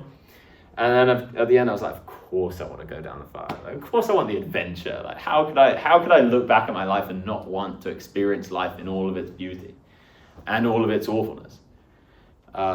And so I did, and I started experiencing an interesting one. This is really off topic, but an interesting one that I had was I used to have this weird fear of flying, but it was purely intellectual. So I just didn't care. But I experienced it where something would happen, let's say a noise happens or turbulence happens or somebody coughs, and my brain working pretty quick, because I have as I'm sure literally everyone in this room has, probably to a greater extent than me, you can rationalize something very quickly. And so my brain would fill in the gaps of this happens, so this is why I'm going to die. Or this happens, so this is why I'm going to die. And it would just happen instantaneously, again and again and again. And I just wouldn't care, because I just didn't feel anything. And then when I opened up my heart, and then when I started feeling stuff, I was like, get me off this flight. Every flight was so awful for years, because I started to experience it all viscerally. And then I had to learn how to come to terms with death, or I had to learn how to control my emotions, my breathing, my nervousness, all of these different things that I had to learn to be able to get myself on a flight. Now I'm not scared of flying, but that was a decision I made, and it led down a path of destruction and eventually, good things. So make the decision, for real, make the decision. Even if you're happy just being an emotionless robot, at least you're doing it consciously. So the detachment from result, the more what I was speaking about, to become a successful poker player, you can't be results oriented. And to be able to tell if somebody is going to be a successful poker player, you can look to see how much they're results oriented. Now, it is something that I think poker players have a superpower, because out in the real world, I deal with extremely intelligent people that aren't poker players, and the vast majority of them still are results oriented. X happened, led to a result of Y. You can see that it was a kind of causation. Therefore X was, and Y was bad, therefore X was a bad decision. Whereas actually it could have been like X happened, causation, Y was bad, X was still a great decision, but 10% of the time it ends up badly. And so poker players get this, because if you don't, you lose. And you're not any good at poker, and you start just trying what worked last time. You're like, well, I've got a 10x bluff throw against this guy before. And well, if that works, then I guess it's going to work next time. Whatever it is. And they don't learn, they don't have the feedback loop, and they just don't have an accurate analysis of reality and a good data set to be able to like train their mind to be able to do good things. And poker players have the capacity to be able to detach and look at things a little bit more objectively, and often that just is the essence of just, I don't know. I don't know if this is going to go right. I don't know if this is going to go wrong. I don't know if this was a good decision. I don't know if this was a bad decision, but let's look at the data. And from that actually comes a lot of like emotional maturity. Like detachment from the classic example is somebody's television breaks and they have to spend like 1K, or somebody's car breaks down, they spend a few thousand on it. A lot of people get really upset by that. And poker players are just like, bad beat happens, don't worry about it. It's like, it's a really real thing. And to the extent now, I haven't told this publicly before, but I got scammed for like too much money. It was for like 650K. I got crypto scammed. It was so dumb, but I didn't care. Like it was a lot of money to me at the time. It was a lot. But at the same time, I trained myself so much not to care about the bad beats that I was like, I will play you Indian scammers, so you got me again. You want me to tell the story quick? All right, so I had invested in Tezos, and Tezos were doing particularly well, but they had like a very unique way of getting inside of your wallet. I had my seed key phase, but somebody who was very good at crypto told me that because I'd lost some other thing, I got logged out of the account, that my Tezos are probably lost. And so I'd come to terms with the crypto being lost. I was like, all right, that's fine. I reached out to them on Twitter and got a reply from an account, which if I were in a different mindset, I probably would have thought twice about, because I already thought they were gone. I was like, okay. And I got caught by a phishing scam, essentially, a phish PH. And I put in the data that I had, which I thought wasn't enough to get to the crypto, and then saw that my Tezos had entered a different wallet, which had then entered 16 different wallets, which had then entered 16 from each one of those different wallets. And I said to my friend, I was like, that doesn't look good. And he's like, that looks bad, dude. I've been scammed lifetime more as well. No, that's the biggest one that I've been scammed, but hit the 7-figure mark. But the point is that in that moment, I didn't care. Like I laughed about it. It stung. That one did sting, but I laughed about it. And I'm sure if I were in a different career, that would have probably bodied me for quite a while. And this can get to such a large extent that this is going to sound dark, but you can find a Buddhist monk whose father dies young or something like that, and he might mourn it, but there's a part of him which is not suffering, that just is not feeling sad. Like he feels the sadness, but there's a deeper part of him which is just completely fine, and he can go about and do his sadhana, his daily work, every day, and it not really affecting him. And this is probably the biggest gift that meditation and spirituality has given me, that when things that are kind of terrible happen to me, you know, I've had moments where I'm simultaneously, this is going to sound nuts to people that aren't into stuff, but simultaneously grieving and then also just joyful at the same time. because there's a part of me which recognizes the beauty of all things, no matter what happens in my insignificant life. And the detachment from result, it's not like I'm anywhere near perfect on this. I'm definitely not. I've met people that are so much better than me when it comes to these things, when it comes to like actual meaning, like deep, awful things happening to them. And detachment from pain is something that often fascinated me. I often like to point towards, I've forgotten the monk's name, but there's a monk, if you put on YouTube, Buddhist monk sets self on fire or self-immolates. And he sits in lotus position, which is like something you might do in yoga, and where you cross your legs over the top of each other.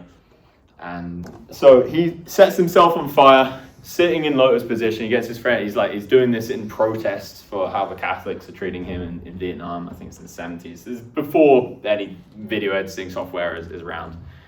And if you were to be set on fire, even this much, a little bit of your arm is on fire, you would scream bloody murder, all of you, me included.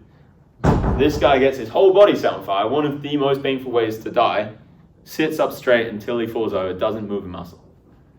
And in the Western world, we say, wow, isn't that impressive? Mind over matter, meditation, whatever heuristic or way we want to kind of like wash that away and say they've learned how to control their mind so much.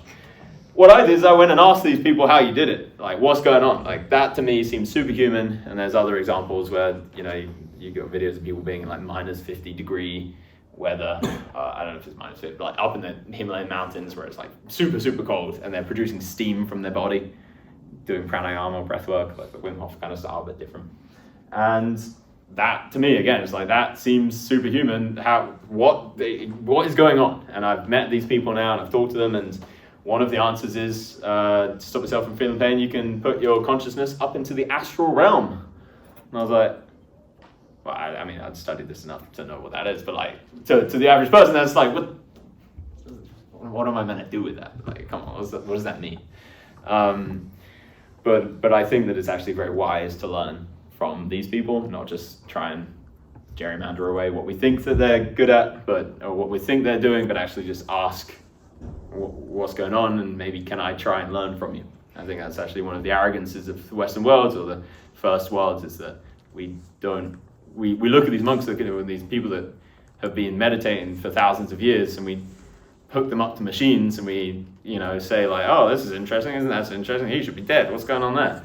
But we never tend to ask like, okay, what can you teach us? Anyway. Detachment from pain, detachment from result, detachment from all of this stuff, detachment from whether something goes the way that you think it should go or the way that it doesn't is so important. There's the idea of the Chinese farmer, and hands up if you've heard that. It's like the parable of the Chinese farmer. I'll butcher the story, but it's a pretty sick one.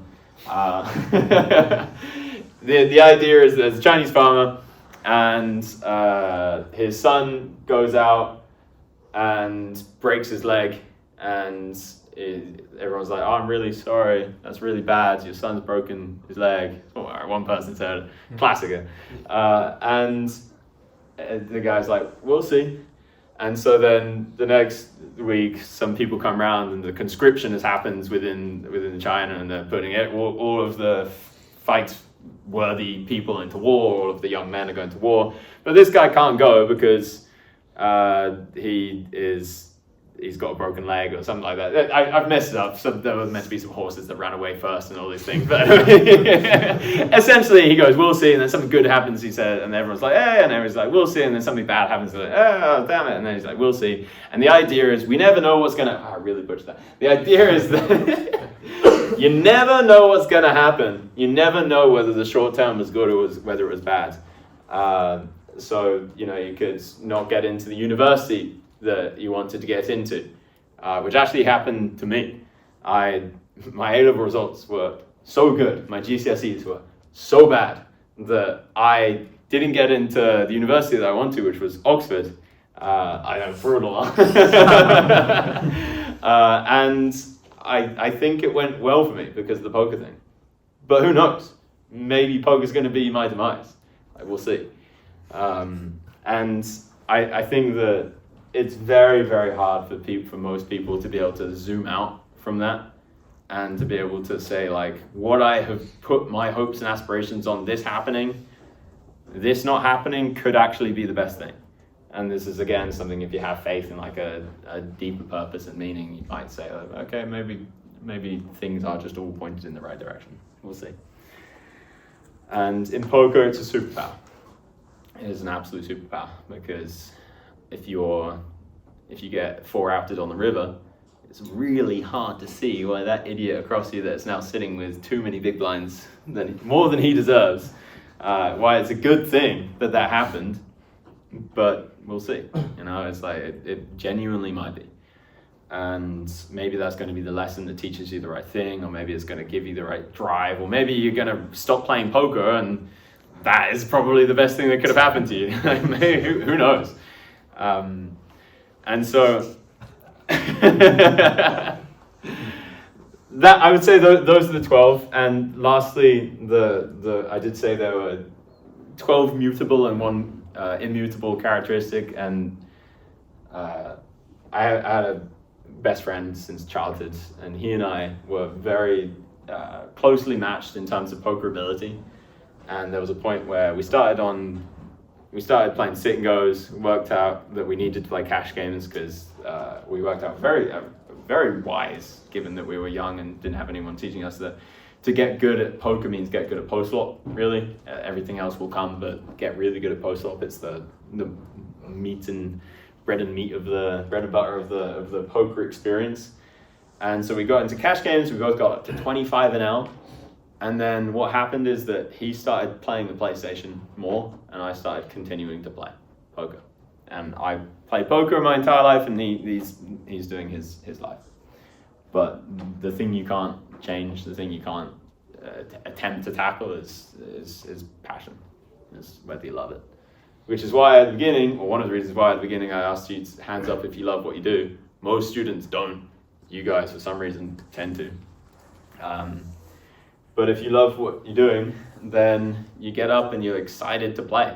If it's poker, you're excited. I remember when I was living with Ben Heath, the guy that I coach and is now is such a crusher. It's unbelievable, because he is one of the most intelligent, talented poker players out there. We would be playing, sometimes up to like 35-hour sessions, not sober, but it was it was long sessions. We'd get up, sleep 8 hours, we'd sleep for 8 hours, get up, we'd be excited to go the next day. And we'd do this, we'd play for like all day, every day, for like weeks and months. And then I remember we would like go to a music festival to try and balance stuff out. And all we'd want to do is just talk to each other, and often it'd be talking about poker. We just loved it. And we'd play tournaments, and in tournament sessions online, you get 5-minute breaks. In those 5-minute breaks, you're meant to pee, you're meant to poop, you're meant to eat. We would play open-faced Chinese against each other for £1 per point. That's it. That's all we would do. And it was tough. We would maybe pee for like 30 seconds and run back and try and get as many games. We just wanted to play cards because we loved it. And if you have a thing in your life that you love like that, there's nothing that should stop you from chasing it. But also, if you don't love poker, and I think this is more speaking to people at home than you guys, because you probably will have good enough idea of what you want to be doing for the next 10 years of your life, usually. Then if you don't love it, don't try and force it. I've seen people who are just trying to make a living out of poker because they see poker as an easy way to make a living, not because they actually enjoy poker, and they fail every single time, literally every single time, because when it comes to it, and they're tired, and they're on their period, or they could play rugby instead. They always choose the thing that is easier instead of just playing the thing that they like, because they just don't have that passion. They don't have that inner love. So if you don't love poker, I would recommend don't play it too much, because it will get expensive and you won't be able to make a living out of it. And if you do love the thing that you're doing, cultivate that love, treat that love like it's a person, and don't let it diminish, because there's something that universities can definitely do to you. And that is the thing that will put you head and shoulders above everybody else. All right, that's my lecture. Cool.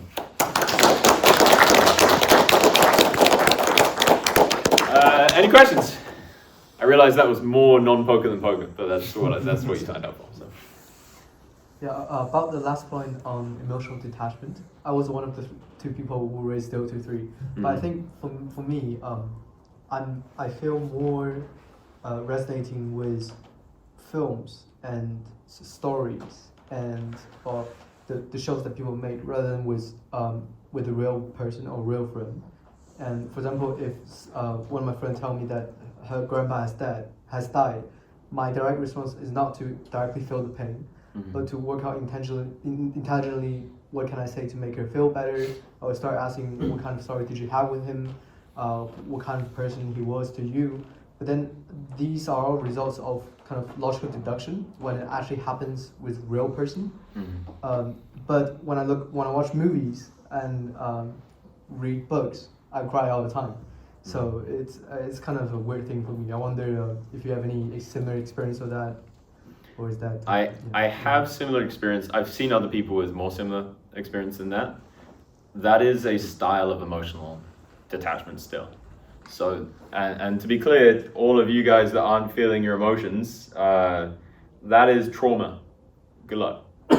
You can dig into it, or you can choose not to, but it is emotional trauma. It doesn't have to be trauma with a big T. Doesn't mean you got, whatever happened to you terrible, but there's something that happened. Your parents didn't pick you up enough as a kid. You left crying in the cot, whatever it was. Like something happens to leave you more emotionally detached, and then you learned that, and it continued and built on top of it. And if you dig into it, it'll hurt, but it will actually help you. When it comes, so often if somebody has that kind of emotional detachment, they still might be able to get hooks into the emotional realm, and books and films and things like that. I've seen it a lot with that. What I would say is that when you said that you tend to give advice more logistically than emotionally, I would separate that from the discussion. I think that tends to just be a more masculine way of approaching a solution. Like you can either hug somebody and say they're there, or you can say like, hey, how about we solve it with X, Y, Z? There's time and a place for both, and actually it's very good to be able to have both at your disposal, and to be able to empathize with the person is very helpful for the former. But it is kind of just a masculine thing to be able to do, and I think that's a beautiful thing. Like people need solutions. So if you wanted to dig more into your emotions with people, you can make a conscious decision to choose people who would be accepting of your emotions and to open up emotionally to them. There are meditations to do, there are things you can do, you can drink ceremonial cacao, it actually really fucking helps, it really helps. Or you can just be around people that will be chill when you're crying. Yeah, any other questions? Do you look at emotional detachment to negative emotions and to positive emotions in the same way? Or is one more beneficial than the other two? I guess I'll repeat the question. So do I look at emotional detachment to positive emotions and negative emotions in the same way, or is there a difference? Yeah. So simultaneously, yes and no. Yes, they're the same in the sense of if you feel elated when somebody flatters you, you will feel you'll feel disparaged when somebody you'll feel sad when somebody disparages you. There's no up without a down, as above so below. But it's a different experience to hook into negative emotions and learn to detach from those versus hooking into positive emotions and detaching from those. You can do either, and I'm definitely not an expert on this, by the way. There are many better people you could look at to speak about this, but if you want to learn how to detach from flattery, it's kind of a softer way. Like when you can just tell that somebody's complimenting you for a purpose or because that's who they are, they just kind of like to say flattering things to people because it helps them socially, and you feel yourself kind of getting elated and you notice that, you can subdue it quite easily. It tends to be suffering that draws people towards a higher purpose or to this kind of detachment. And if I were being more precise, I wouldn't call it detachment so much as non-identification. So to be able to say, like, this is an emotion that's happening, I'm witnessing it, which means I'm not it. This emotion isn't me. And the more you can not identify with the body and with the emotions and all of these different things and see that, okay, there is an onlooker in my brain, whatever it is, whether it's a materialistic consciousness or whether it's something higher, some consciousness that isn't so easily found in the brain, whatever it is, I'm looking at this thing. That means there's a separation between it and that. That isn't me, and now I get to be meditative instead of reactive. And so I personally get more drawn towards the suffering side of things, but I do keep a close eye on not being too elated when something goes right as well. So like I had a really, really difficult personal situation happen over the last couple of years to do with my family, let's say. And things would go up and down, like something good would happen, something bad. It was a really complicated situation. And I noticed that my spiritual practices weren't really helping me, or they weren't doing me much service, because I was still getting elated when the good stuff would happen, I was still getting miserable when the bad stuff would happen. And one of the ways I stopped that was not to get my hopes up, because the world is perfect, the world is spinning, the birds are singing, whether or not this happens or not. And to be able to like withdraw away from even the good sides was really powerful. Any other questions? Sorry that it was all like not pokery and whatnot. Go for it. I see the same suit from your YouTube videos. Like this one? Yeah, is this I bought this a few weeks ago. I think just a green blazer. Oh yeah, I have a different green suit. Yeah. But is this your kind of unique personal style that you choose to wear, or do you have a selection, or just by coincidence that they both appear here? Two answers. I dress based on how I feel on the inside. So at the moment I've been feeling a little bit more professional, because that's the energy that I've been kind of embodying, getting into politics and whatnot. And secondly, I believe that we all create our personas, and you get to decide what your personality is, and the idea of a persona is just like a mask that you put on. And I try and choose a persona that matches the person that I need to be in the world. And for the last however many months to up to maybe a couple of years, it's been like hanging out with aristocrats, pretending I'm one of them, smoking a Winston cigar and things like that. Shut up. That came with the way that I would dress as well. I'm loving the non-poker questions, by the way. That's any others? Cool. Oh, one more. We got it. How much do you believe in like talent versus work? Like, what do you think is like the final bottleneck for you? Talent versus work ethic. I saw a quote online today about that, scrolling Instagram, which I agreed with, but that won't be my final answer. But it was like, work ethic beats talent, but when both of them come together, the rest of the world's screwed, or something like that. To make it a bit more nuanced, for example, maybe there's a puzzle that you're only going to be able to solve if you're creative enough to connect two pieces of information in a way you wouldn't have been able to without that creativity. So then that's like talent. Yeah. But then you could also argue that if you expose yourself to enough problems that are of that kind, you're gonna naturally learn to draw those two connections.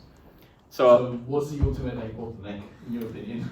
So I'll put it in poker terms first. I think that talent is probably more important because the people underestimate how unintelligent. Like people in this world, let's say in the Cambridge world, can sometimes underestimate exactly how unintelligent a lot of people are. And it's just so hard for people to realize that just putting together one logical deduction from two pieces of information that are so obviously connected can be so hard for certain people. So I think at the essence of doing most things in life, talent or natural ability is going to be king. But I would say that maybe not work ethic so much, because I think most people don't work particularly well.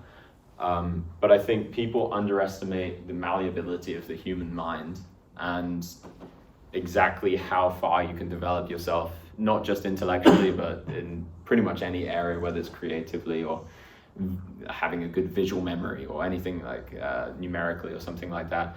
People assume that they just don't have the ability to grow into an expert or connoisseur in a certain domain.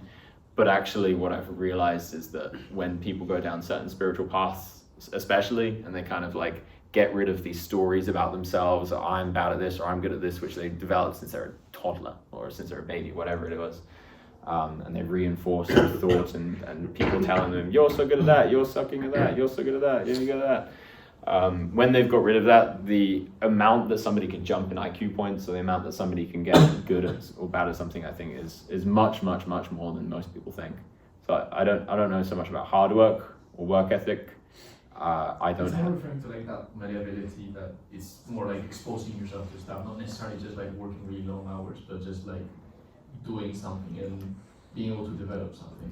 Yeah, I'd say doing something multiplied by awareness or something like that would be really important. I think people miss the awareness part.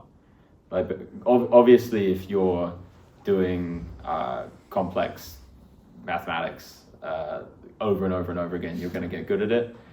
But perhaps there would be a way to have got better at it 3 times quicker, through a certain type of awareness and a certain type of pausing and thinking and analyzing and being present with what's happening instead of just grinding away and away. So I don't really understand exactly where to answer that, but I think my perspective on it would be that people underestimate the power of meditation, something like that, and how far that could take them in the world. Yeah, please. At the start of the talk, you talked about like finding the best way of studying that fits you, but for like most of my life, I've been studying sort of like a standard school way. Can you give me like an idea of like how to find out what method of studying you're most productive at?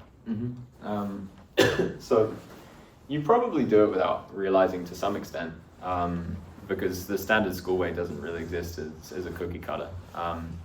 But do you think you do better in learning through conversation or learning through reading? I'd say more reading. Do you do better reading quickly through a book and then demolishing it and then thinking about it, or like what I do is like I read a little bit, think about it, read a little bit, think about it? I sort of like, instead of reading it one long time, I just read it quickly multiple times to just wire it into my brain. Interesting. And do you tend to, when you're learning your subject, come up with your own concepts and ideas about the subject, or do you prefer to just learn everything that's already been taught? Well, in like my major in physics, I sort of learned them all separately, but connecting them together, I sort of do on my own. Do you come up with like brand new ideas and theories or anything like that? Well, it's hard to do brand new, but yeah. I sort of try to develop my own way of understanding how it comes together as a single subject. And have you tried taking a concept and sitting in silence with it? Yeah. Then yeah, I mean, so these are all things that a lot of people don't do. Everything you just described there, the reading things over and over again, sitting in silence and thinking about it. And I'm sure there's loads more questions I could ask that would do it. That's already a unique fingerprint that you will have reached. I would say just go sit with ChatGPT and say, ask me 20 more questions like this and answer them all, and maybe you'll come up with questions that you haven't considered. And yeah, I use ChatGPT for a lot of this kind of like self-introspection stuff. You can like train it, you can be like, pretend you're a Buddhist monk that's been practicing for 40 years and you're an expert in mathematics and theoretical physics and all of these things, and it's sick. And then tie it all together. Yeah. Anyone else? No. Alright, Cool. Yeah, thank you everyone for coming. Thank you, guys.